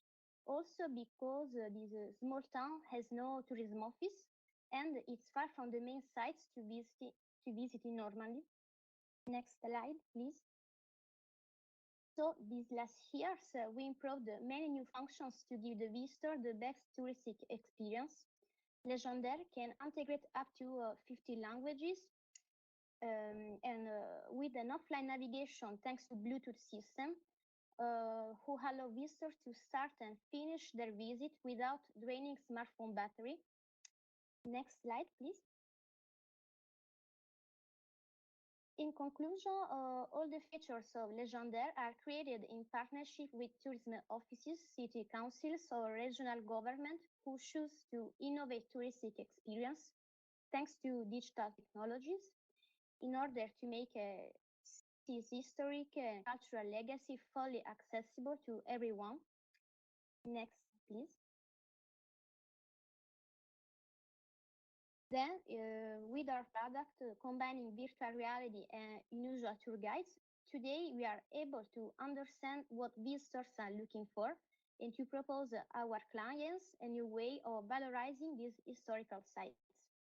Next, please. This here we created is a new experience in the southwest of France.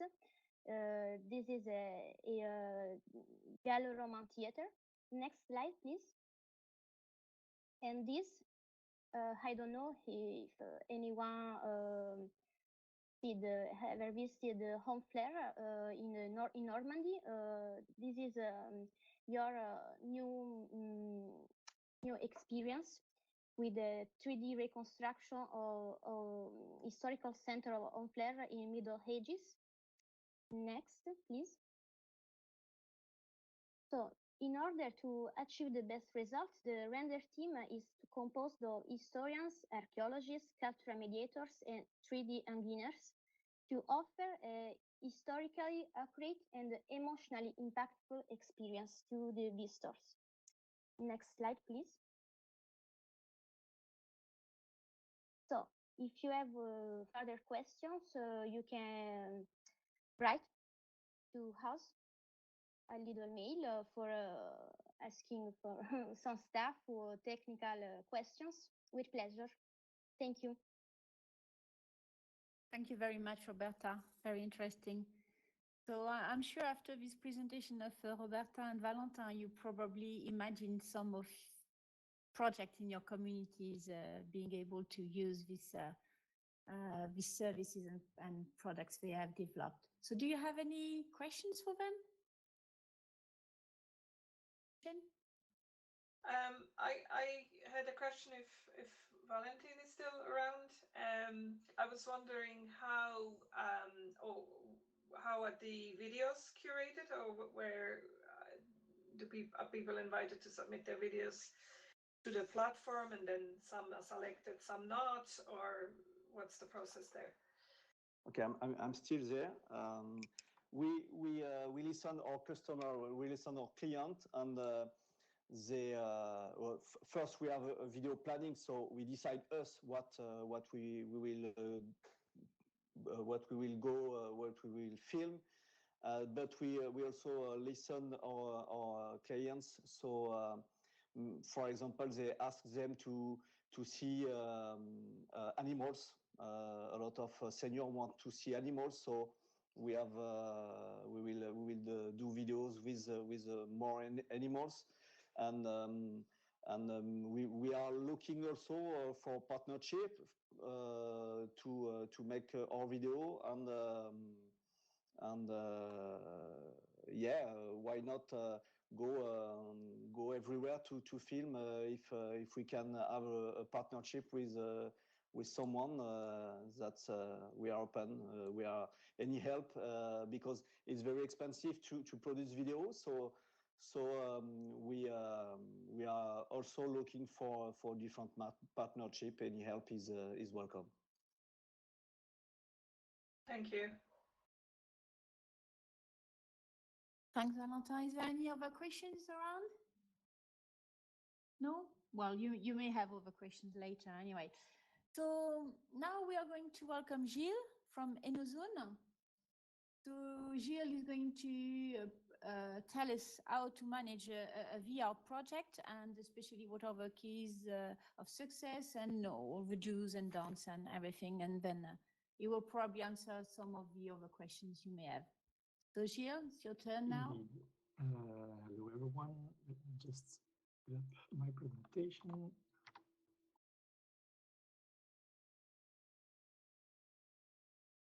Perfect.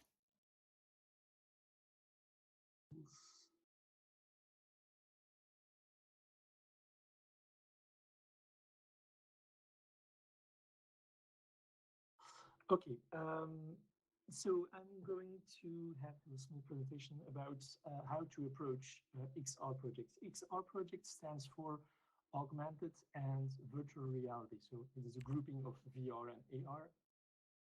And usually also includes 3D, as mostly these projects are based on 3D applications. First off, who am I? Some background. Why am I here? I'm the founder and developer at Enozone. Enozone was created in 2008 in Laval, and we are specialized in 3D content development.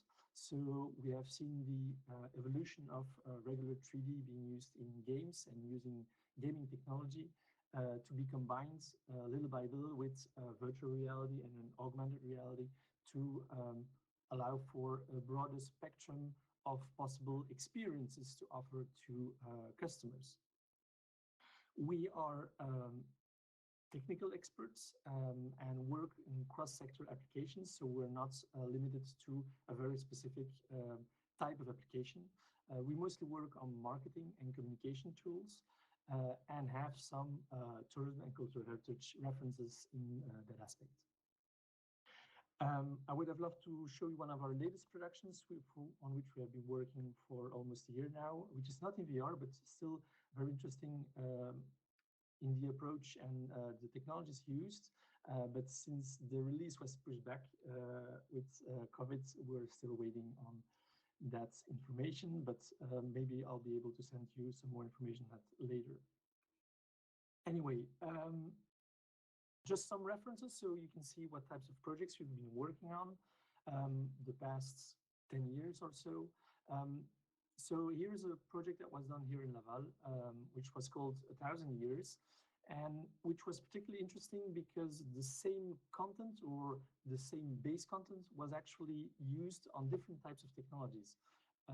We started with regular 3D. That was important to VR, as we have quite a few VR hardware here on site. And then slowly we also integrated AR to reach a broader audience and to be able to offer some of the contents to everyone by using their own hardware, whereas before it was actually used either in the museum or on tablets specific to the cultural guides.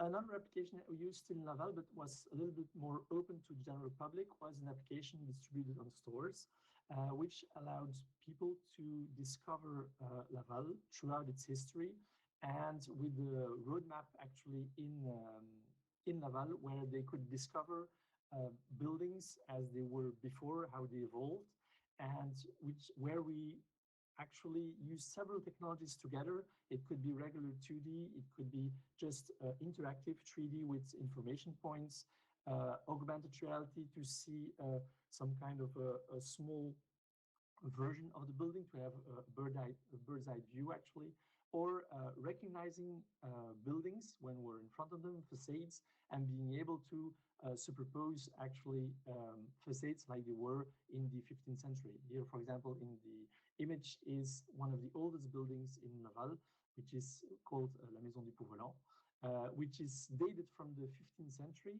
which is pretty much the same, but we can notice by superposing the visual that's here just on the side, so you could see both, that there were some changes made along the way, either to make bigger openings, to make it, to adjust it to modern standards, let's say. But also, we could see how time had impacted the building and had not crushed it, but somehow changed its structure, where you could see that actually the building was a little taller and a little more straight than it was here, where we always get the feeling that buildings from the Middle Ages were actually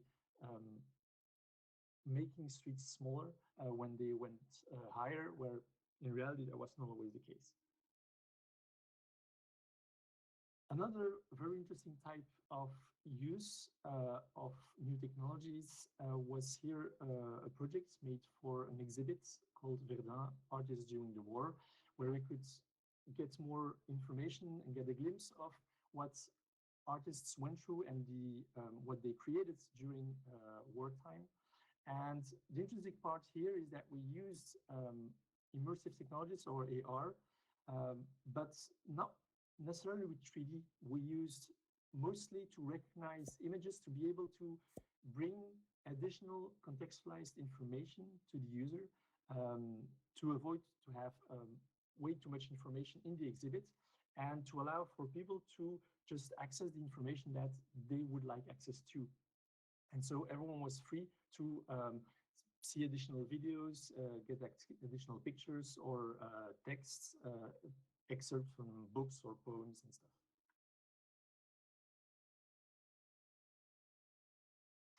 And one last one, which is more on the tourism sites, where we used 360 videos, much like my predecessors here made presentations, where we're basing ourselves on real imagery to show elements that really exist. And that is something that is very important when you create content, is to adapt what you want to use, the technology that you're going to use, according to the message that you want to bring. And that's what I'll be talking about just after this.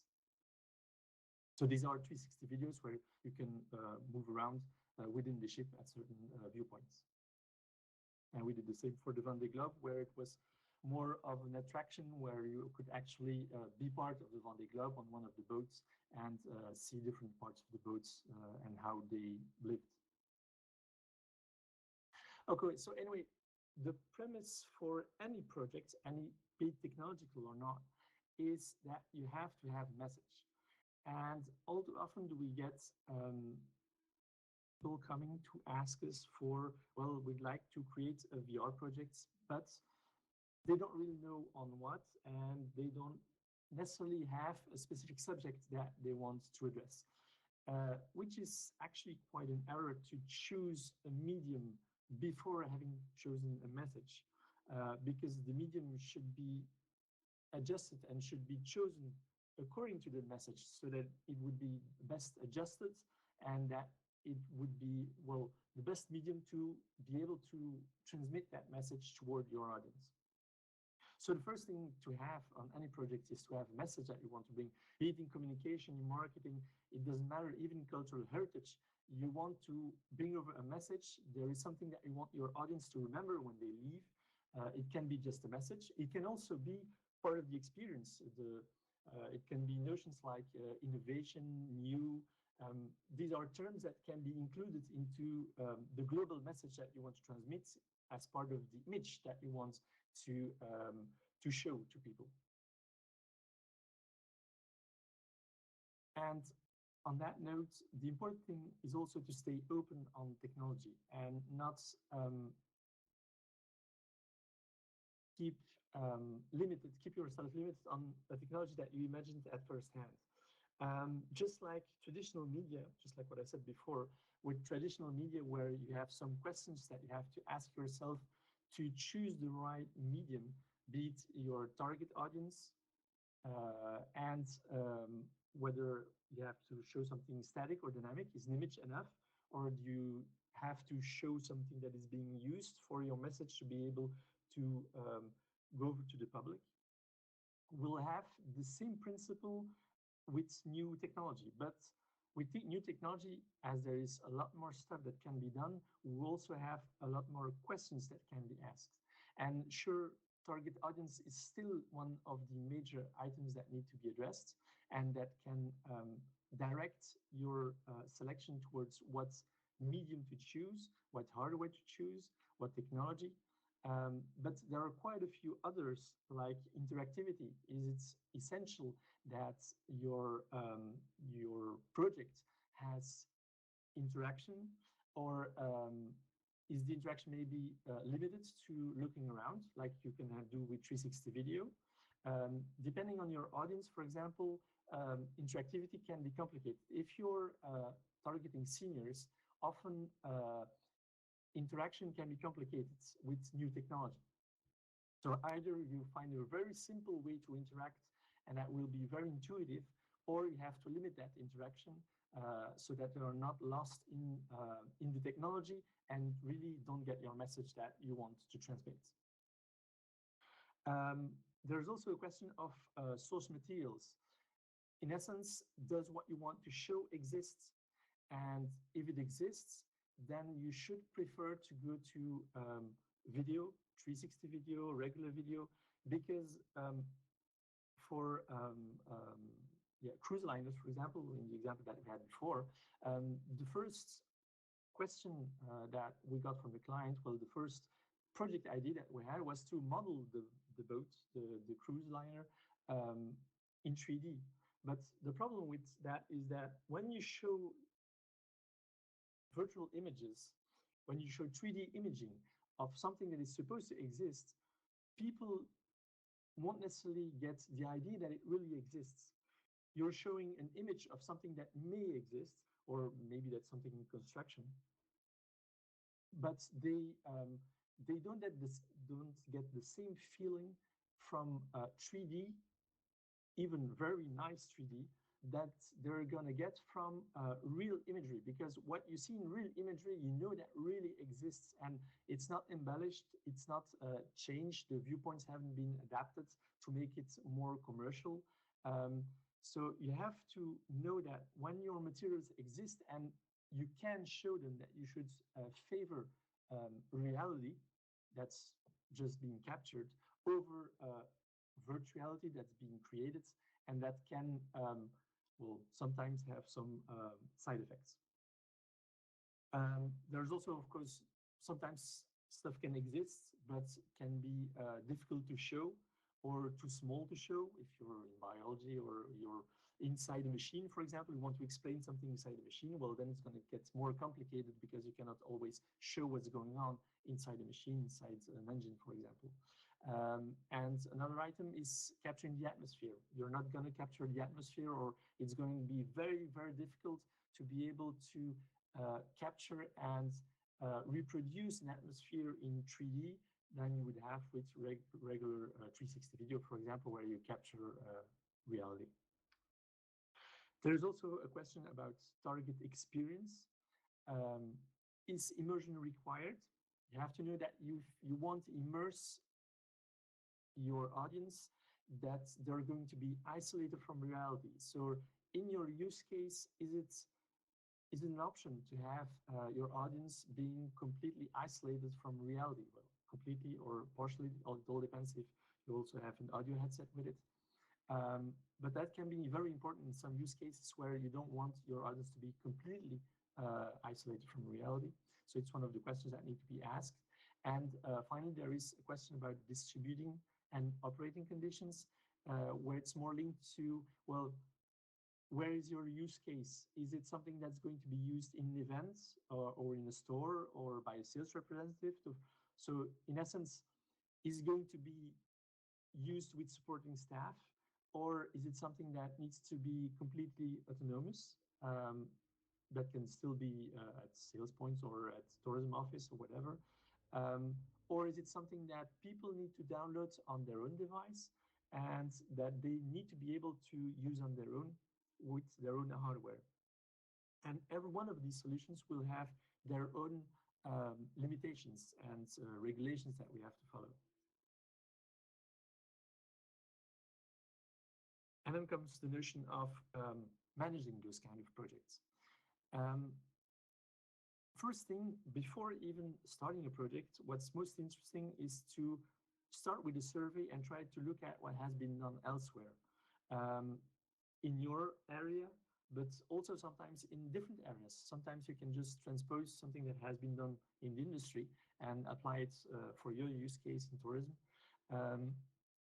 But it can be very interesting to give ideas, and also to get a sense if that solution is the right fit for you, to get a better notion of the limitations that that type of experience brings for your use case.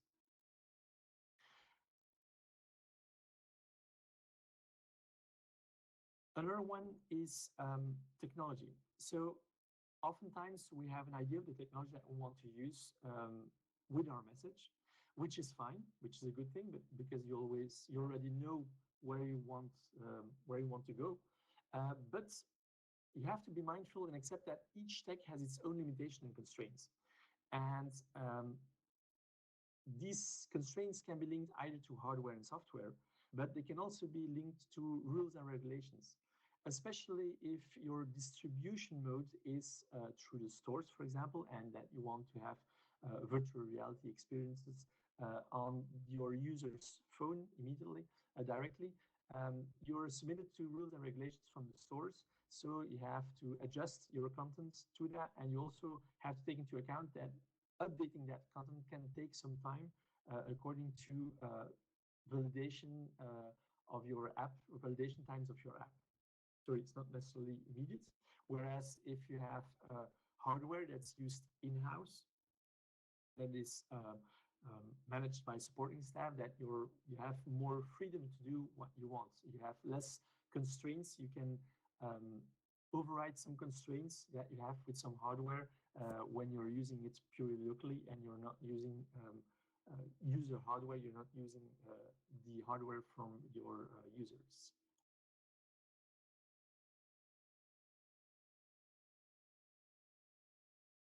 One thing that's paramount in this is that your service provider should be your guide on technology.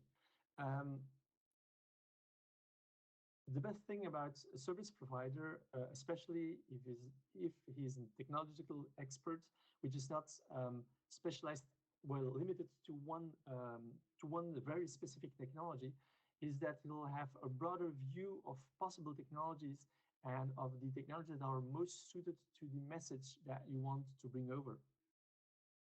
And so he should be your guide during your journey to select your experience, the message that you want to transmit, how you're going to materialize the message that you want to transmit, and the hardware that's best suited with all the constraints that are linked to it, so that they'll be able to give you a full picture of all the complete project and the limitation and constraints that you're going to have for that project.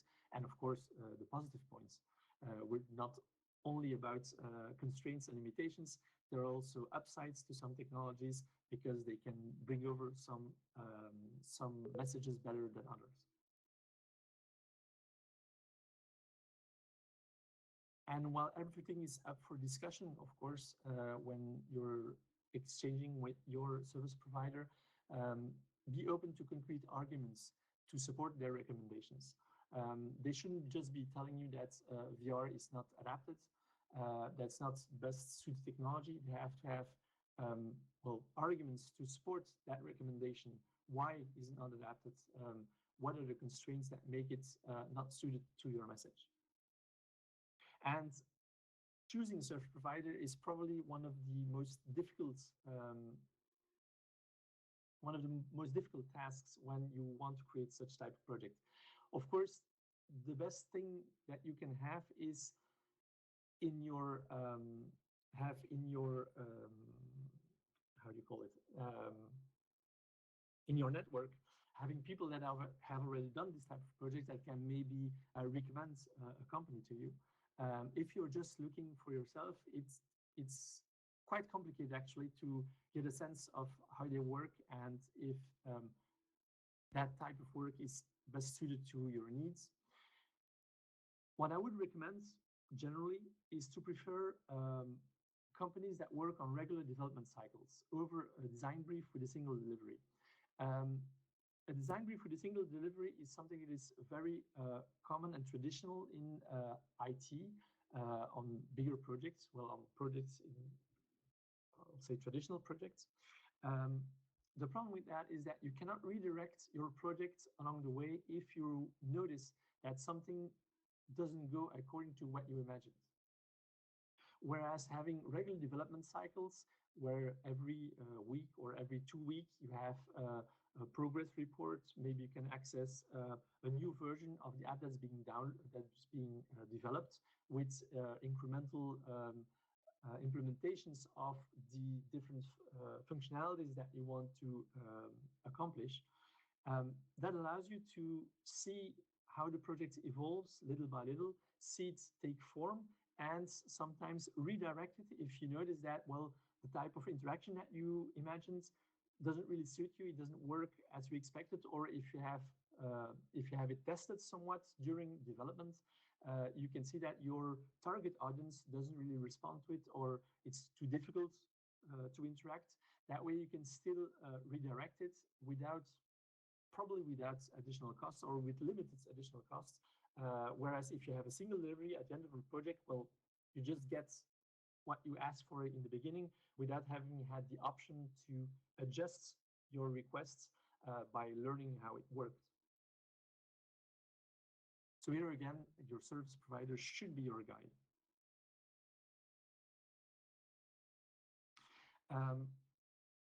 In that same vein, you'll have prefer a provider that does an in-depth analysis of your project to avoid surprises, and that delimits quite a few items before even starting to work. Sometimes very easy to start off from a very vague request from a customer, and to bring that to an end, to a project by just working internally and imagining what would be the best solution. But that completely excludes you as the customer from that decision process. So it's also important to include yourself in that decision-making process and have a decision-making authority part of the project. And that is especially true if you are on 3D content. So if you're on virtual content, it is especially true because you will continuously have to make decisions on scene setup, on interaction modes, on testing those interaction modes, because just talking about them is not enough. You have to be able to test them to check if it corresponds to what you'd like to have as kind of interaction, as there is always a difference between how something is explained and how something is in reality, how something is implemented.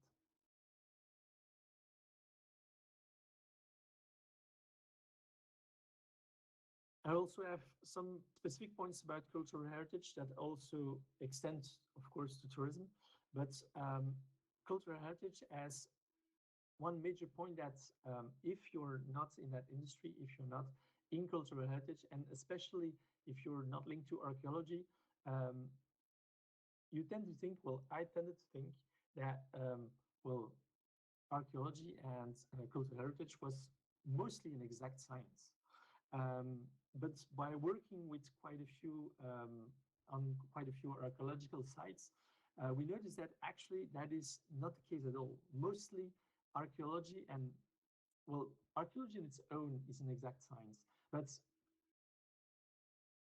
from the results from archaeology, making a 3D model is less of an exact science, because quite a lot of items are actually extrapolated from neighboring sites, because on an archaeology digging site, you don't necessarily have all the information that you need to be able to reconstruct a complete building, but they usually try to base themselves on other sites that were around, or other references, be it paintings, pictures and stuff, to be able to have a more complete image.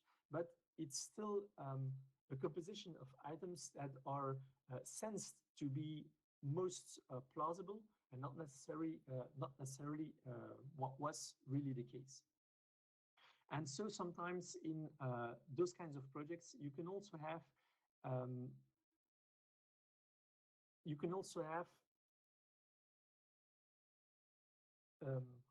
do I call it? What is my next point that I have behind? You can also have something that's a problem with words. Like I said, the picture is worth 1,000 words, and that is especially true between, well, if you have people working on a collaborative project where we're in different areas of expertise. We are, for example, in a technical expertise on technology. If we work on archaeological dig sites, we'll have another field of expertise. And sometimes we tend to think that some elements are for granted or natural, whereas for someone that's not at all from your field, it's actually not natural at all, and we probably imagine something totally different.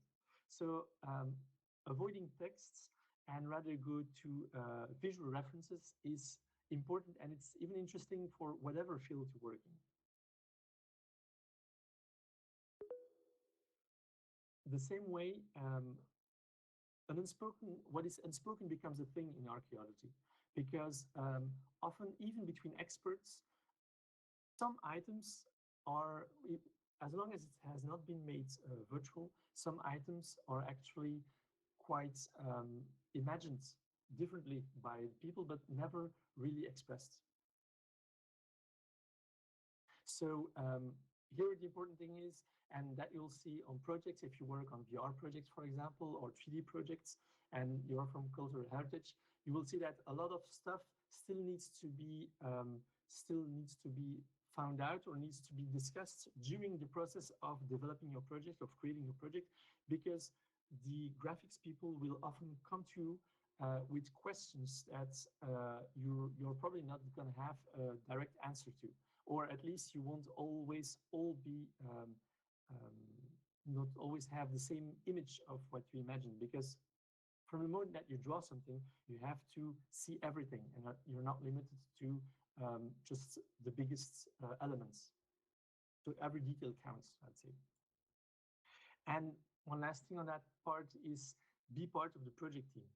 And that should be a natural follow-up of everything that I've said up till now, is that don't leave it up just to your service provider. Include yourself in the project, be there to take decisions, to see how things evolve, and to be able to intervene when necessary to redirect the project, or to express some items that you may see that your service provider might not see in his technical viewpoint.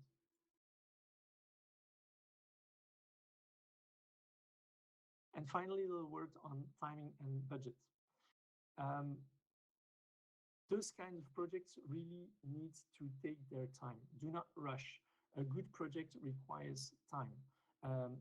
And IT projects especially require testing, a lot of testing. We're in technology, so open to bugs, open to different types of uses. So they need to be stress tested with different types of users that will represent your future users.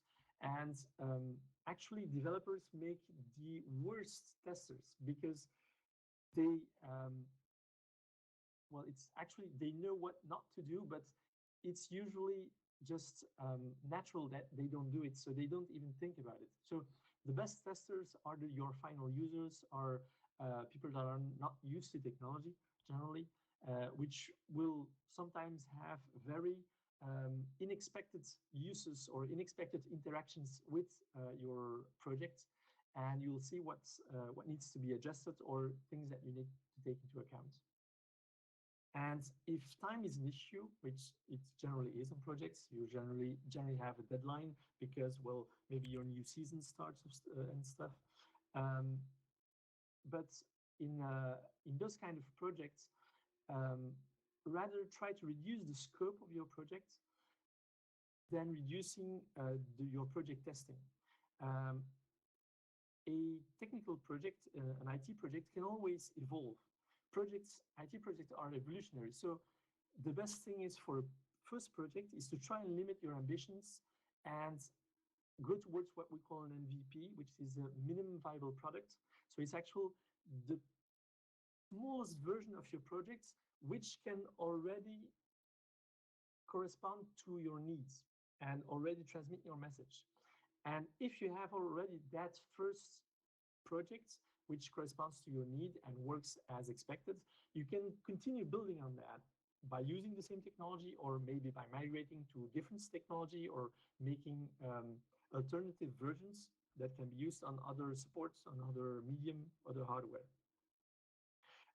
And what's important to that point is also to imagine, if you imagine a project and you don't have the budget to create what you imagined, try, instead of just reducing, try and make something that may be coherent over time. If you try and say, well, okay, we'll try to make a smaller project now and to enhance it afterwards, the ideal use case is to foresee that evolution so that technically it can already be prepared.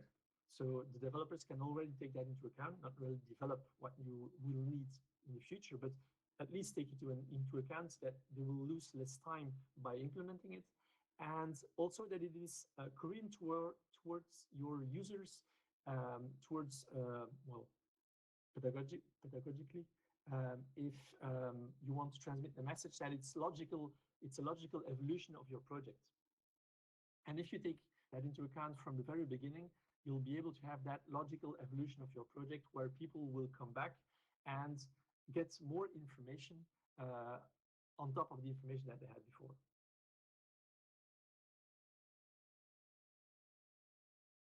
And finally, a word on budgets. While I cannot give you a precise idea of a budget, you have to separate two types of technology. You have, as I said before, you have either capturing reality, which will be usually 360 videos then if you are in immersive technologies, which will be linked to shooting days, editing time, which is usually linked to your experience length, but also to, well, set prepare, if you have to prepare something on sets, have actors present and stuff. All those items come into account, and well, they're quite close to what you would have in traditional video, with the exception of some editing time linked to stitching together different viewpoints that you have from your cameras. But those are usually most linked to shooting days and experience length. Whereas if you go towards virtual content, so which is rather based on 3D, you have several points that come into account, which will be scene complexity, which for video you don't really care about. If you're in nature and you take 1 minute video, well, it's a 1 minute video, or 1 day shooting, you'll have 1 day shooting. If you're in 3D, well, you have to create that whole scene. So all these objects that you will see will have to be created. So the number of objects will have an impact. The complexity of those objects will have an impact. So it's something that's very different from traditional way of thinking when you prepare media. If you're in 3D, you have that scene complexity that has to be taken into account. And in scene complexity is also directly taken into account your viewpoints. And actually preparing your scene, to prepare your scene, you have to know in advance what you will show and from what viewpoint, because you can optimize your development of that scene, the creation, the 3D creation of that scene. If you never see the backside of your building, you don't need to spend time by modeling that backside of the building, for example. So all these items need to be taken into account, just like an object seen from afar can be represented way more simply than an object that you have close by. If you're showing a car and you're right in front of it, well, then you have to have all the details from the car. If that car is at 100 meters from you, you can be way more simplistic. You can have way more simplistic approach to that car.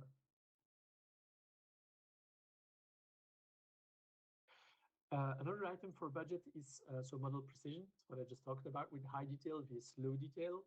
So it all depends with the distance at which you're going to see, also the device that you're going to use. If you're going to use augmented reality, you will have some limitations on maybe the detail that you can have, but you can maybe get really close by to an object. Whereas if you're in VR and it's situated at a certain distance from you, well, then you know how much pixels it's going to take at your screen for a user, and from that we can extrapolate the detail that we need to look for.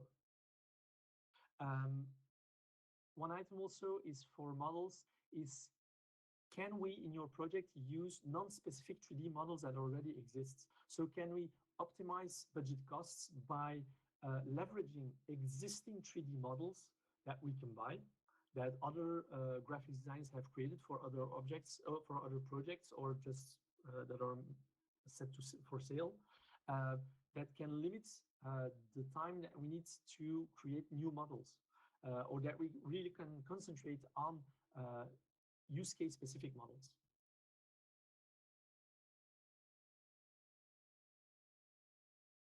And lastly, there is animated items. Do not underestimate animation when you're facing 3D, and especially the presence of organic characters. Of course, animating something that, well, something that would just turn like a clock, or what do you have? I don't know. Anything that's more mechanical can be quite easily animated. But from the moments that you go towards organic animation, it gets way more complicated, both technically and visually, because from the moment that something seems off, you can get a notion that, well, you will immediately feel that something is off. One possibility in that area is not to go for extreme reality, hyper reality that you can find in modern 3D games, where we go for limits hyper realism, where it's almost a picture that you see, and rather sometimes go for stylized content, make something that is that has a specific graphic signature, but that's not realistic. And that way you can sometimes optimize costs on animation by making it part of your stylization, part of your graphic approach. And the same way, if you want to use characters and you're in realism, can we use existing characters that have been used and that are sold and are publicly available to here also try to reduce budgets rather than having to make everything from A to Z?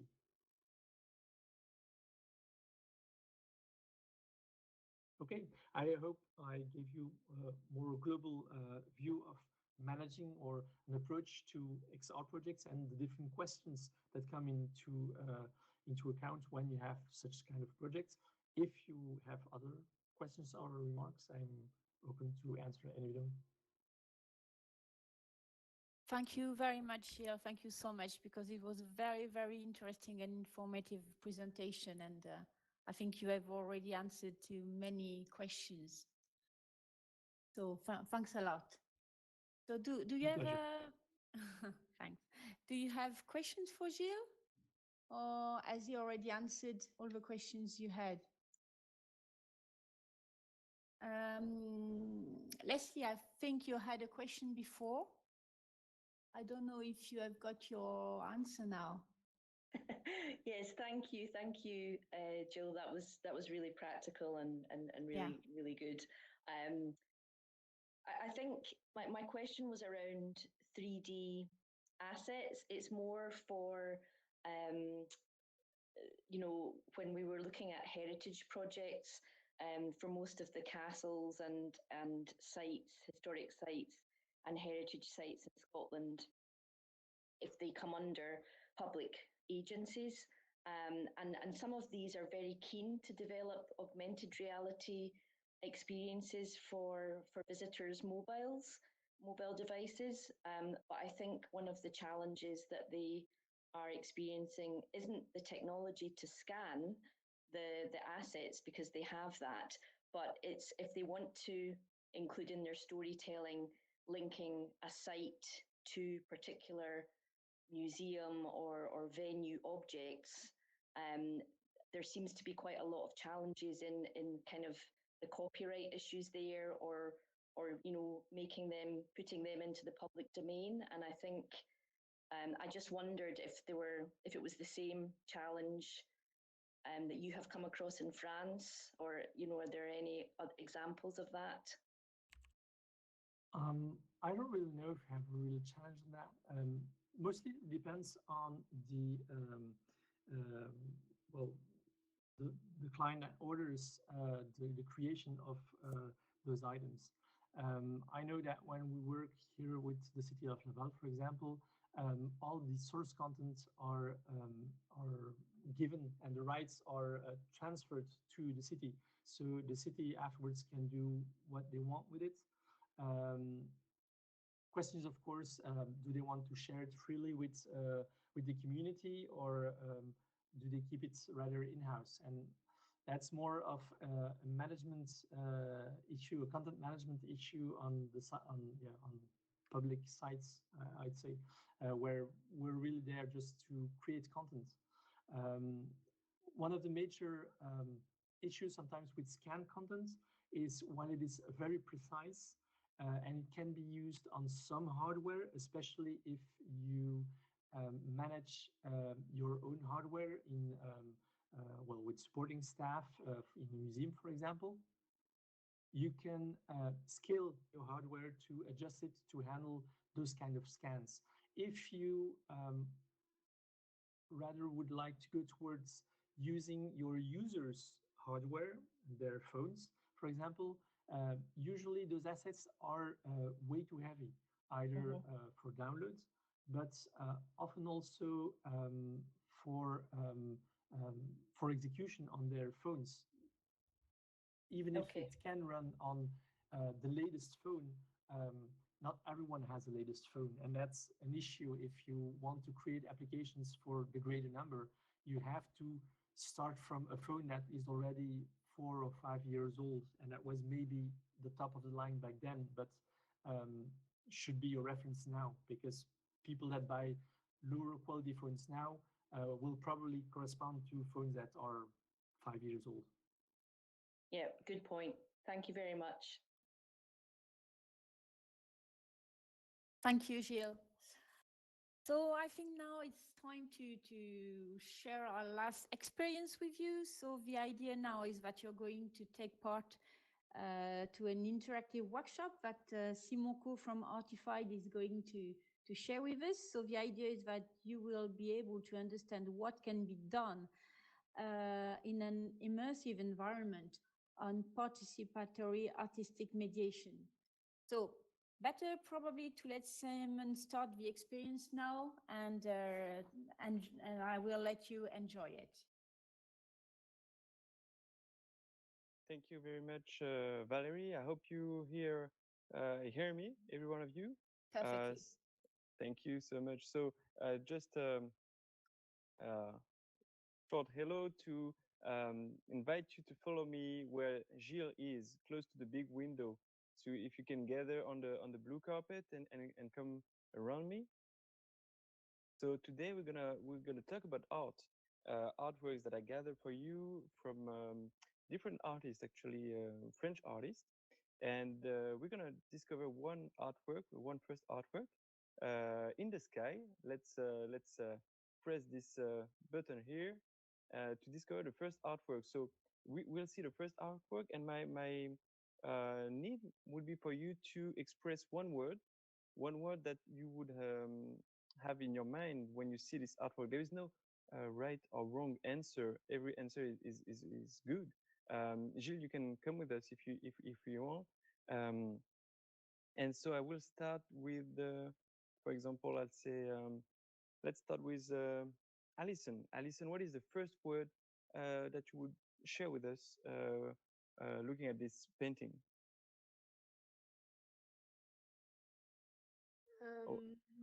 Sorry, can you hear me now? Yeah, perfectly. If you have any problem with microphone to you or the guys, you can write it down the chat, of course. But if you're right, it's perfect with microphone. So Alison, what is the first word? Maybe elegant. Elegant. Great.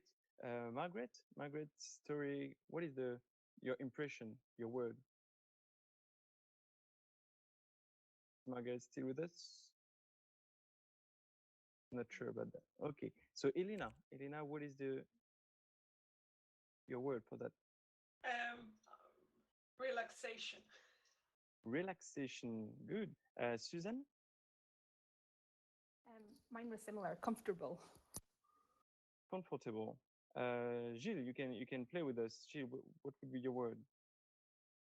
I would say luxury. Luxury. Okay. Then Roberta, what is your impression on this artwork?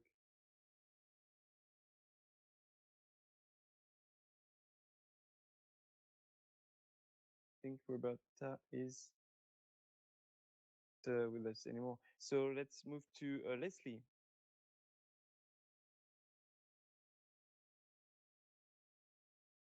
I see. Can you hear me? Sorry, rich, but rich like in fabric and tapestry and rich, like fabric and yeah. Sure, all the objects. Okay, then we've got Maeve. Hi, yeah, it's can I say Raphaelite? What's the artist who used to paint naked women? It's very historic, it's old. Yeah, so I'm trying to think of one word, but I think historic maybe. Okay, so you think about Raphael and more classic artworks. Classical, right? that's it. Classical's good. Cool. Okay, perfect. Then last one would be Valerie. One word for Valerie, and then Nicolas. I would say oriental. Oriental. And what about you, Nicolas? Sensitivity. Sensitivity. Okay, very interesting first impression, because as you can see, we've got one artwork, but we've got many different point of views here on this artwork. That's what we are looking for with Artify, because our startup is dedicated to give access to art in companies, all kinds of companies, from let's say institution to big companies to startup. And we usually do that with physical digital frames that we place into the companies. But with COVID, we had to adapt, and we created artistic mediation like this one with a digital solution, including Laval Virtual, because we thought that this solution was great to create more proximity and more sharing with people. So here we've got this very big artwork, and we've got many words. So we've got sensitivity, elegant, comfortable, luxury, relaxation, oriental, tapestry, and Raphael. Alison, what do you think is elegant in this artwork? Impression of elegance. I just think that you know, it's everything in terms of, as you say, the richness of the tapestry and everything that's around her.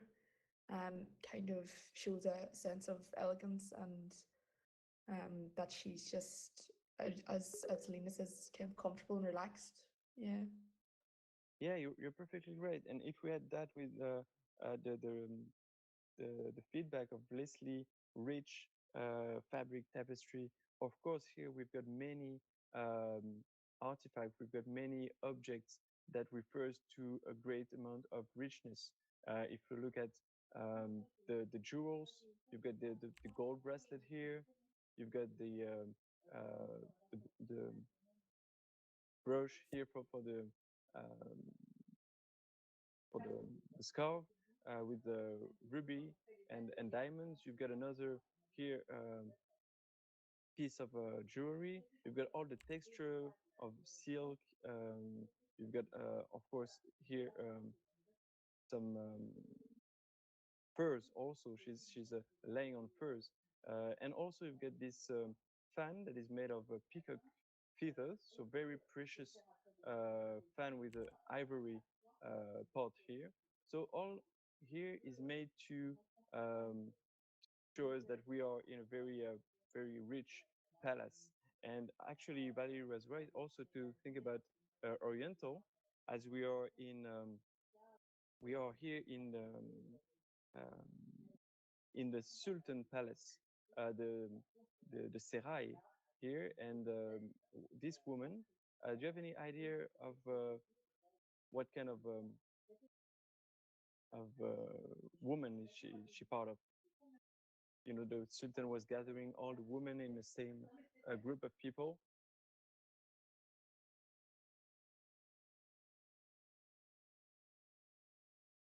Called the harem. So harem was the word for both the group of women gathered around the Sultan, but also the place, the room in which they were gathered. And what is interesting is that harem came from the word haram, and haram means forbidden by religion, as opposed to halal, which is permitted, allowed by the religion. So here we are in a harem, and this woman is called Odalisque. That's the title of the artwork, the Great Odalisque, from a French painter Jean-Auguste Dominique Ingres. And the Great Odalisque here is lying on this bed, and she's watching us, maybe trying to interact with us, seduce us. Do you have any impression about her body? How would you characterize her body?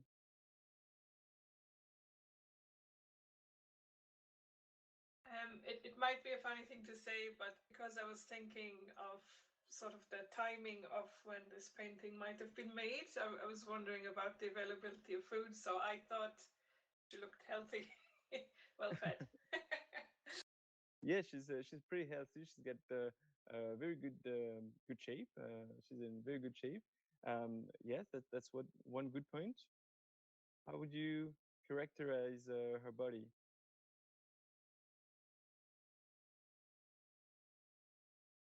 Any other idea?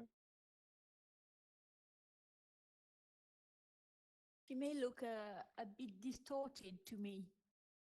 Yeah, you're right.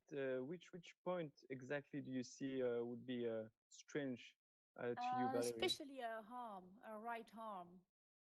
Yeah, that's right. See if you see this her arm. It seems like boneless. You have the impression that it's very tender and there is no bone. Ju- See her back here. Her back is very long and tall, and they especially think that actually her spine is too long of 3 vertebrae. So also the back is strange. Look at her breast. Where is her breast? Where is it positioned? Under her armpit. Exactly. You can see the breast here is under her arm. So also a very strange place for a breast. Then if you have a look about her legs, also they are going down and then up the other legs. So it's also a very uncomfortable position for her legs. And even if you have a look about her neck and eyes, this is almost impossible to look back this way with both eyes and in the same way being seen from the back, you know. So here everything seems perfect when you see it at first. Then there's many elements that shows that her body has been changed, her body position has been changed, arranged by the artist, by Ingres, to fit with the frame. Actually, if you look at her body, it's like enclosed in this frame from the elbow to the foot, from the butt to her head. It's completely it's touching the frame from all parts. So very interesting here to see that Ingres is taking some liberty with her body and shape the body he wants to fit with the painting. Also, as we said, the odalisque was originally slave from the Sultan. She was a simple maid, and some of the odalisques can move from being a simple maid to a courtesan or even a wife of the Sultan if they have some a special beauty or a specific talent like playing music or dancing. And that's the case for this woman, apparently. She's been very gifted with all the present from the Sultan. So also historically, she's also in a way framed and enclosed by the Sultan's power. So it's very interesting here to see this representation of women because, as Maeve said, we are in a very classical way. The way it is painted, very realistic way from Ingres, that has been formed by a painter David, very famous, very realistic painter from the 19th century. But in the same way, it takes some liberty to paint his way.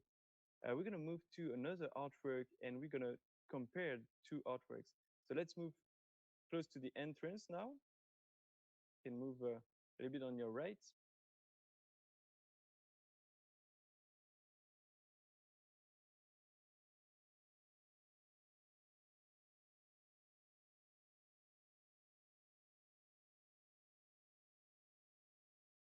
And here comes another artwork. So what is your first impression now? What are the common points and what are the differences between the two paintings? Leslie, what do you think?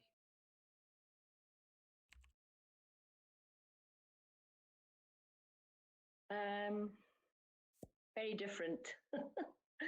So what are the main difference to you? So you can now compare the two images. Well, the age of the painting, the woman smoking, it's completely different style, much more maybe independent. you know, again, you've still got sort of framed by all the fabric, but it's maybe the status is very different of the woman. Yeah, perfectly right. It's very interesting. You thought about the smoking part. So obviously she's smoking. She's got a cigarette in her mouth here. But also in this first artwork, you also had actually smoking with the nargile on the right, but it was more elegant, more rich, made of a lot of very very rich materials. Here you've got a simple cigarette, and she's actually smoking this cigarette. Yeah, that's so it's more modern painting. Alison, Elena, do you have what are the other differences that you see here? I think this painting is quite, even in terms of the actual materials used by the painter, it's quite harsh compared to the previous one, which was quite soft and, you know, realistic looking. There's some, I suppose, harsher lines in this picture on the right. Yeah, that's right too. So the style has changed. We are Yeah. now in first painting was from 1814, and we are more than a century from this time with 1923 by Suzanne Valadon, French painter also. And so it's a century has passed, and as you said, the style has changed. We are more, we are less in a realistic perspective. That's maybe not the exact goal here. And also we've got materials that are a little bit more humble, as we could say. Get the curtain, that's a common point. You get in both paintings, you get the blue curtains on both sides, but these curtains doesn't like silk with gold details. Here it's more classic, more simple curtains. And it's actually the same for all the paintings. Can you see what has replaced all the jewelry, all the fan, the blankets, all the richness? Can you see the elements that have replaced all this richness? Yeah, the books. Exactly, Leslie. The books, the two books here, the yellow and the red one, are actually replacing the richness. So, what would be the meaning of that, according to you, Leslie? Well, I think like the first painting, it's you know, it says a lot about the status of the woman, as you said, in the harem. But it's very much we're invited to look at her, and she's you know she's defined by who she is in relation to the Sultan. And in this painting, this is much more. The woman seems a lot more independent. She's got access to. I don't know whether that's a book to read or a book to write in or both. She's smoking, so to me it's a lot more about her independence, and it's more it's a different way of looking at her, and you know she's quite sort of her gaze is very, it doesn't really, she's not really bothered about whether we're looking or not. It seems to be more about independence for me. Yeah, exactly, Leslie. You sum up very well the differences between the two of them. Here with Suzanne Valadon, we've got a woman. First, she's not naked anymore. She's dressed in a very simple and comfortable, probably pajamas after a hard day of work. And she's not looking at us. She's looking outside the painting to some object, or maybe she's just meditating and lost in her thoughts. Then she has no more, let's say, superficial objects. She just has two books that can be to write something down or to read some evasion and imaginative novels, or maybe some political books or essay. So she's reading, and by these two books, she's proving that she's independent, modern, and she wants to learn by herself. So actually, of course, the contrast between yellow and red compared to the blue ambience. Actually, this painting is called the blue bedroom. So the contrast is very obvious here with the primary colors opposed to the blue. And as you said, she's very independent. She's smoking. At that time, smoking was perceived as being the attribution of either a prostitute or an artist. So we don't know who this woman is actually, but what is interesting is that Suzanne Vadon painted her with this cigarette as deliberate, provocative gesture to show that she doesn't care about the judgment of people. And of course, here the common points are the blue curtain, the bed on which she's lying, the legs that are crossed the same way, but from the front view, the fact that she's also laying her arm around on her leg. So all of these, also the flowers on the curtains. So all of these are the common points. Difference here is obvious in Suzanne Vadon's painting. So what is interesting with Suzanne is that she's painting what she see around her, meaning that very modest people. She comes from a very modest background. Her mother was a laundress. She had to start working very early at 11 years old, doing different jobs, including working in a circus. She's got some injuries from an accident, and she had to change job. And that's where she started being close to some very famous painters, becoming a model for these painters, including Renoir, Puvis de Chavannes, Toulouse-Lautrec. And she's been helped by this artist to start a career, and she learned by herself, observing the masters and getting inspiration from her colleague, from artists, including maybe Ingres, but also Renoir, Toulouse-Lautrec. And I'm going to show you other artworks. So if you turn back time, I'm going to show you on other screens different works. And we're going to conclude very soon, just to show you a few more artworks from this very great artist and the way she was getting inspiration from her other artists. So on the screen on the left,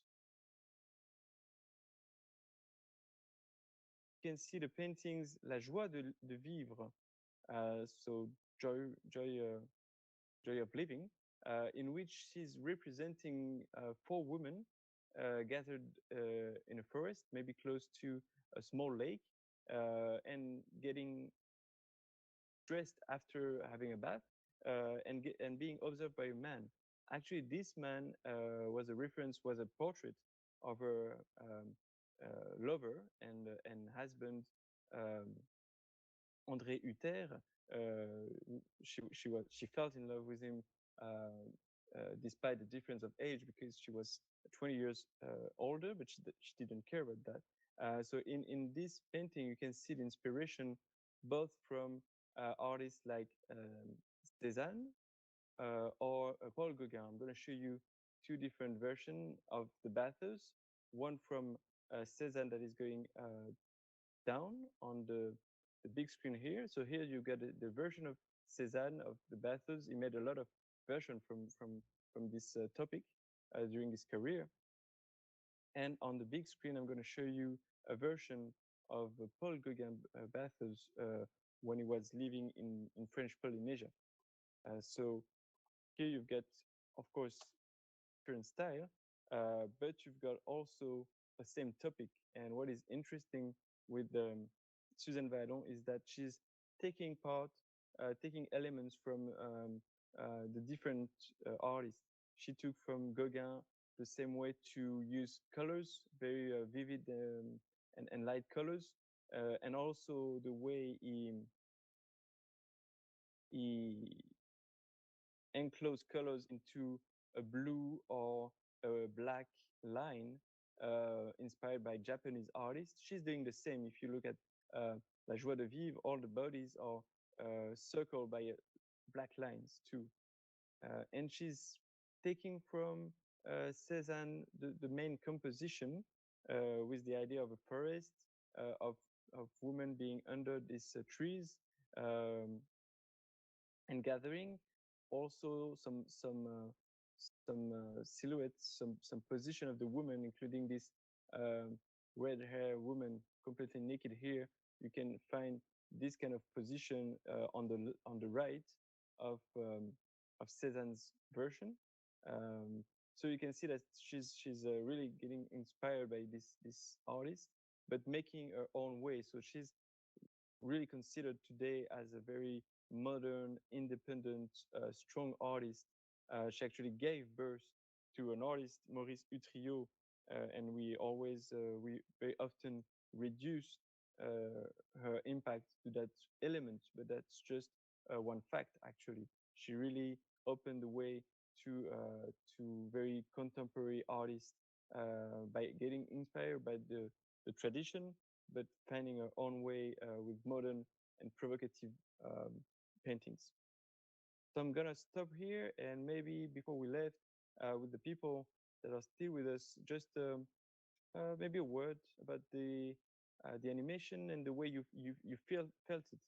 What did you learn from it, or what are your feedback? What do you keep in mind from this presentation?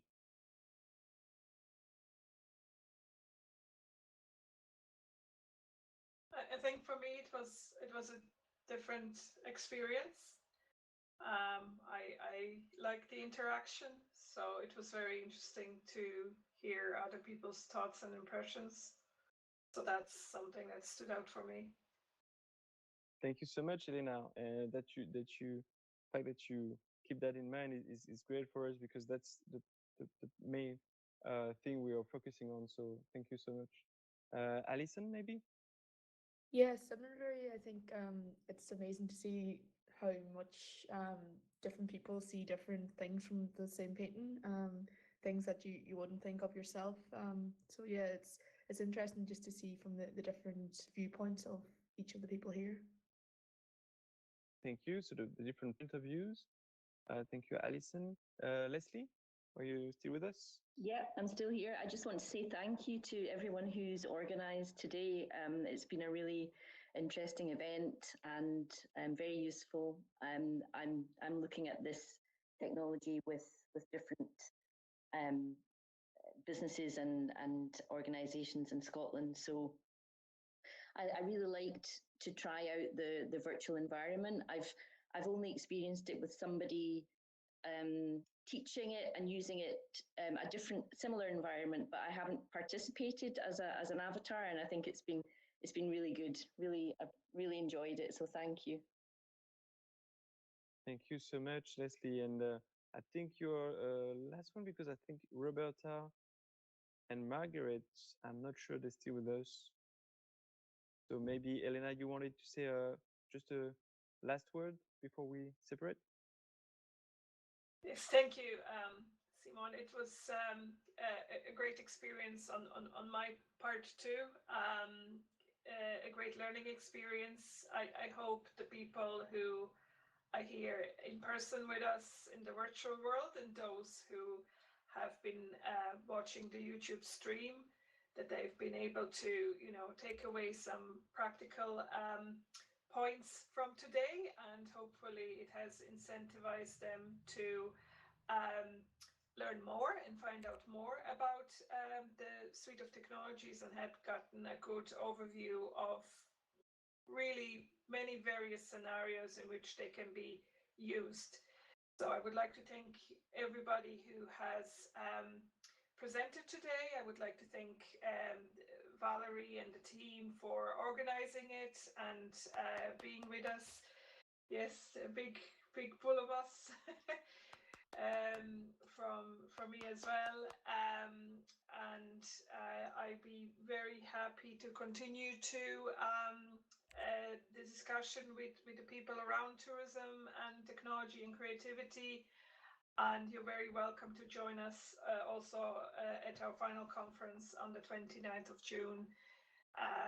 So thank you very much, everybody, on behalf of CAST and on behalf of Digi2Market. Thanks, Elena, and thank you all for attending. So I know we have exceeded the time initially planned, but it was so good to have this experience with Simon, a real experience of immersive workshop. And I really enjoyed the webinar this morning myself and being all with you here. And we are going to have other workshop probably on tourism and other workshops on the immersive technology. So I will share the information with you, and then you will be welcome to attend. And the Laval Virtual Exhibition, yearly exhibition, is going to take place at the beginning of July, from the 7th until the 9th of July for the professional days. So as Nicholas has said, this is an hybrid event, so you will be able to follow online, but I can share the information with you also. So it was a really delightful moment to be with you this morning, and I'll be happy to carry on with the collaborations. Thank you so much, Valerie. And Thank everyone. you, Valerie. Thank you. Thank you to all of you. Great day. Feel free to stay in the room if you want, and if you have time, and if you want to talk. So we still have the room for us. So thanks, and there's only Gilles and Simon, I think, around for the presenters. So thanks a lot also for your really valuable presentation. Thanks again. Thank you. It was excellent. And everyone, feel free to explore and, you know, have a little dance. Yeah, good. Wow, Elena. Yeah, you can come back anytime actually in the virtual world, because now that you have your avatar ready, then you can come and show the virtual world to your colleague, to your friends, and to explain to them how it works. And it's open actually. And so if you, how do you do this? How do you do this?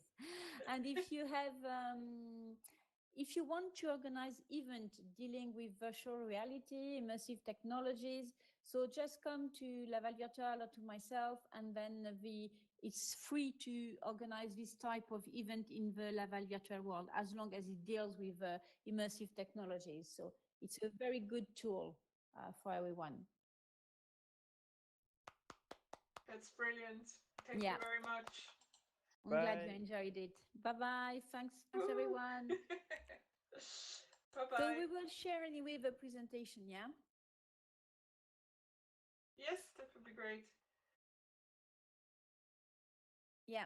And so Elena, I will share everything with you so that you will be able to send that and to share that with the people who attended and those who could not attend also, yeah? Yeah, you said a recording would be available as well? Yeah, the recording will be available also. So as soon as Justine shares the link with me, I'll send everything to you, the presentation, the link. Yeah. Oh, fantastic. Thank you so much. That's okay. That's okay. It was great. Good time. I enjoyed it myself. That's great. Okay. Alison, do you want to go to the beach now? I'll let you go to the beach. Bye-bye. Bye-bye. Bye-bye.